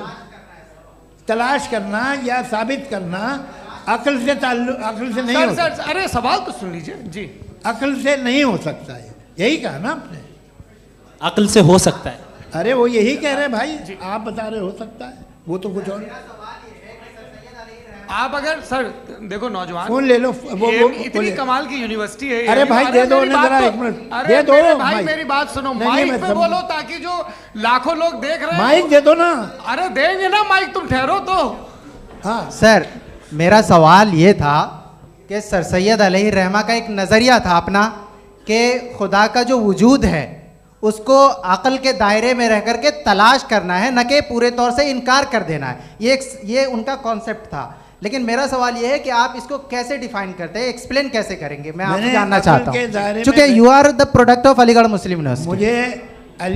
मुझे अक़ल के दायरे में रखे मैंने बहुत तलाश की, मुझे मिला नहीं। हाँ ये इधर वो चश्मा लगाए जो, हाँ उनको दे दीजिए।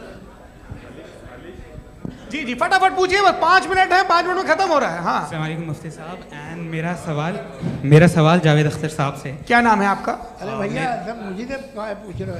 फैज पूछिए फैज साहब। तो मेरा सवाल ये है कि अभी जो एथियस्ट है वो problem of evil argument use कर रहे हैं अगेंस्ट मुस्लिम्स, राइट? कि इस दुनिया में इतना सारा ईविल है और अगेंस्ट मुस्लिम तो यहाँ अगेंस्ट थियस्ट। हाँ थोड़ा सा करेक्ट कर लीजिए भाई, पूरी मशक्कत ही इसी बात की थी कि किसी एक मजहब पे बात ना टिके। जी, तो बेसिकली ये आर्ग्यूमेंट ऐसा है कि इस दुनिया में इतना ज़्यादा ईवल एग्जिस्ट करता है और अगर एक ऑल गुड गॉड है तो वो रोकता क्यों नहीं है? लेकिन इस सवाल में एक हिडन अजम्पशन ये है कि इस दुनिया में ईवल एग्जिस्ट करता है। अब एथियस्ट ये कैसे ऑन्टोलॉजिकली प्रूव कर सकते हैं कि इस दुनिया में ईवल एग्जिस्ट करता है? मैं आपको बताता हूँ, थोड़ा सा समझा। नहीं सर, हम लोग इनको सुनिए। नहीं please don't do that. I want to explain ontologically. हम समझ गए सर, इनको अब जवाब देने दीजिए। अच्छा सवाल पूछ लो। मैं अभी तक क्या था वो मैं थोड़ा सा ऐड ऑन कर लेता हूँ। तुम गुरु, तो हम जब इसका राउंड 13 करेंगे ना तब तुमको स्टेज पे बिठाएंगे। जी तो हाँ जल्दी से। तो देखिए एथियज्म के हिसाब से सब कुछ रैंडमली बन गया है, सब कुछ एटम्स और मॉलिक्यूल्स है। एक पत्थर में और मुझ में सिर्फ इतना फर्क है कि हम लोग एटम्स और मॉलिक्यूल्स का अलग अलग रीअरेंजमेंट है। अब एक पत्थर को कोई इंसान तलवार से 2 टुकड़ों में काट दे या मुझे, according to atheism it is same. There is no evil and good according to atheism. जी अच्छा, फैज साहब का सवाल ये है कि हाँ कोशिश भी करते तो इससे गलत सवाल नहीं कर पाते। एक लाइफ फॉर्म है और लाइफ फॉर्म में फीलिंग्स हैं, मतलब लाइफ फॉर्म सुनता है, देखता है, टेस्ट कर सकता है, फील कर सकता है। तो उसकी जो ये जो क्वालिटी इस बबल में आ गई हैं तो वो जानवर में भी है, इंसान में भी है। तो जाहिर है कि उसे कोई तकलीफ पहुंचेगी, तो चूंकि उसके पास वो सेंसिटिविटी है तो मैं करेगा। पत्थर में वो सेंसिटिविटी नहीं है। तो ये क्या सवाल हुआ कि अगर पत्थर को काटा तो पत्थर को तकलीफ नहीं होती, तो आपको काटे तो आपको क्यों तकलीफ होगी? बैठ जाइए। जी हाँ अगला सवाल। हाँ पूछे जी जावेद अख्तर साहब। अरे भैया सब आप लोग मुफ्ती साहब को छोड़ रहे हैं, तो मेरे ही पीछे पड़े हैं क्या? फिर चलो बोलो भाई। You asked how God can exist when children die in Gaza. हाँ? You asked how God can exist when children die in Gaza, and you also mentioned the rise of atheism in Europe. But the same events also are leading many atheists and non-believers to turn towards faith. How do you interpret this contradiction, where suffering pushes some away from God, yet brings others closer to belief? देखिए आपको एक बात बताऊं, दुनिया perfect तो कहीं भी नहीं है, हर जगह कुछ खामियां हैं। बेटा एक मिनट, आप ही को कहेंगे। देखो वो तो कुछ खामियां, कमज़ोरियां, खराबियां सब जगह है। लेकिन अगर देखोगे ईमानदारी से कि दुनिया सबसे ज़्यादा महज़ब कहाँ है, एक आम शहरी को कहाँ हुकूक हासिल हैं, वो बोल सकता है, अपनी मर्ज़ी से काम कर सकता है, अपनी मर्ज़ी से राय दे सकता है, हुकूमत के ख़िलाफ़ बोल सकता है, बरसरे इक़्तिदार लोगों के बारे में बोल सकता है, सरमायादारों के ख़िलाफ़ बोल सकता है। तो आपको ये स्कैंडिनेवियन कंट्रीज़ में मिलेगा, वेस्टर्न यूरोप में मिलेगा। मैं नहीं कह रहा वो परफेक्ट है, बिल्कुल नहीं, वहाँ बहुत ख़राबियाँ भी हैं, परफेक्ट तो कोई। लेकिन जिन जिन मुल्कों में, लैटिन अमेरिका देखो, गल्फ़ देखो, वहाँ पर आपको ये ज़रूर है कि रेप नहीं होते होंगे। रेप की ज़रूरत क्या है भाई? उसको तो ख़रीद लो, घर में रखो, सड़क पर रेप करने की क्या ज़रूरत है? मगर सुनिए, मगर हकीकत ये है कि वहाँ शख्सी आज़ादी राय देने की, बोलने की नहीं है। जी ये एक आखिरी सवाल मुफ्ती साहब से। हाँ मैम, इनको माइक दीजिए। शुक्रिया। मेरा नाम मनीषा है, मैं हरियाणा से आई हूँ। मैं मुफ्ती साहब से एक बात पूछना चाहती हूँ। आप बार बार जावेद साहब को कॉन्ट्राडिक्ट तो कर रहे हैं कि आपने ये कहा, लेकिन आप भी अजम्पशंस के बेसिस पे बात कर रहे हैं। आपने खुदा के होने का कौन सा प्रूफ पेश किया है, खुदा की एग्जिस्टेंस का? अब इस सवाल को अलग रहने दीजिए, कौन एथीस्ट है कौन नहीं है। और दूसरी बात जो आपने एक छोटी सी कही थी कि ये फ्री विल का इस्तेमाल करता है इंसान अपनी, लेकिन इस फ्री विल का इस्तेमाल में मतलब खुदा ने ये दे दी सबको ये इजाज़त कि वो कितना घिनौनापन और कितने ज़्यादा ख़राब से ख़राब तरीके इस्तेमाल कर सकता है। जवाब सुनते जी। आप फ्री विल को मानती है ना, या अब कहती है कि फ्री विल नहीं है ना, मानती है ना?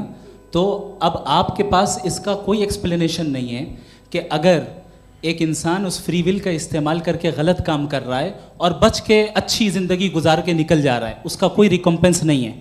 हमारे वर्ल्ड व्यू में जो इंसान गलत काम कर रहा है उसको भी रिकम्पेंस यानी उसका बुरा बदला मिलना है, और जो सही काम कर रहा है उसको सही बदला मिलना है।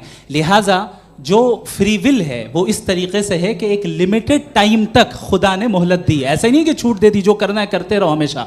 वक्त आएगा जब एग्जाम का टाइम खत्म होगा तब रिजल्ट आएगा, दौराने एग्जाम जबरदस्ती आपको नहीं बताया जाएगा। अरे भाई एक सेकंड जी, एक सवाल मुफ्ती साहब से मेरा है। मुफ्ती साहब से एक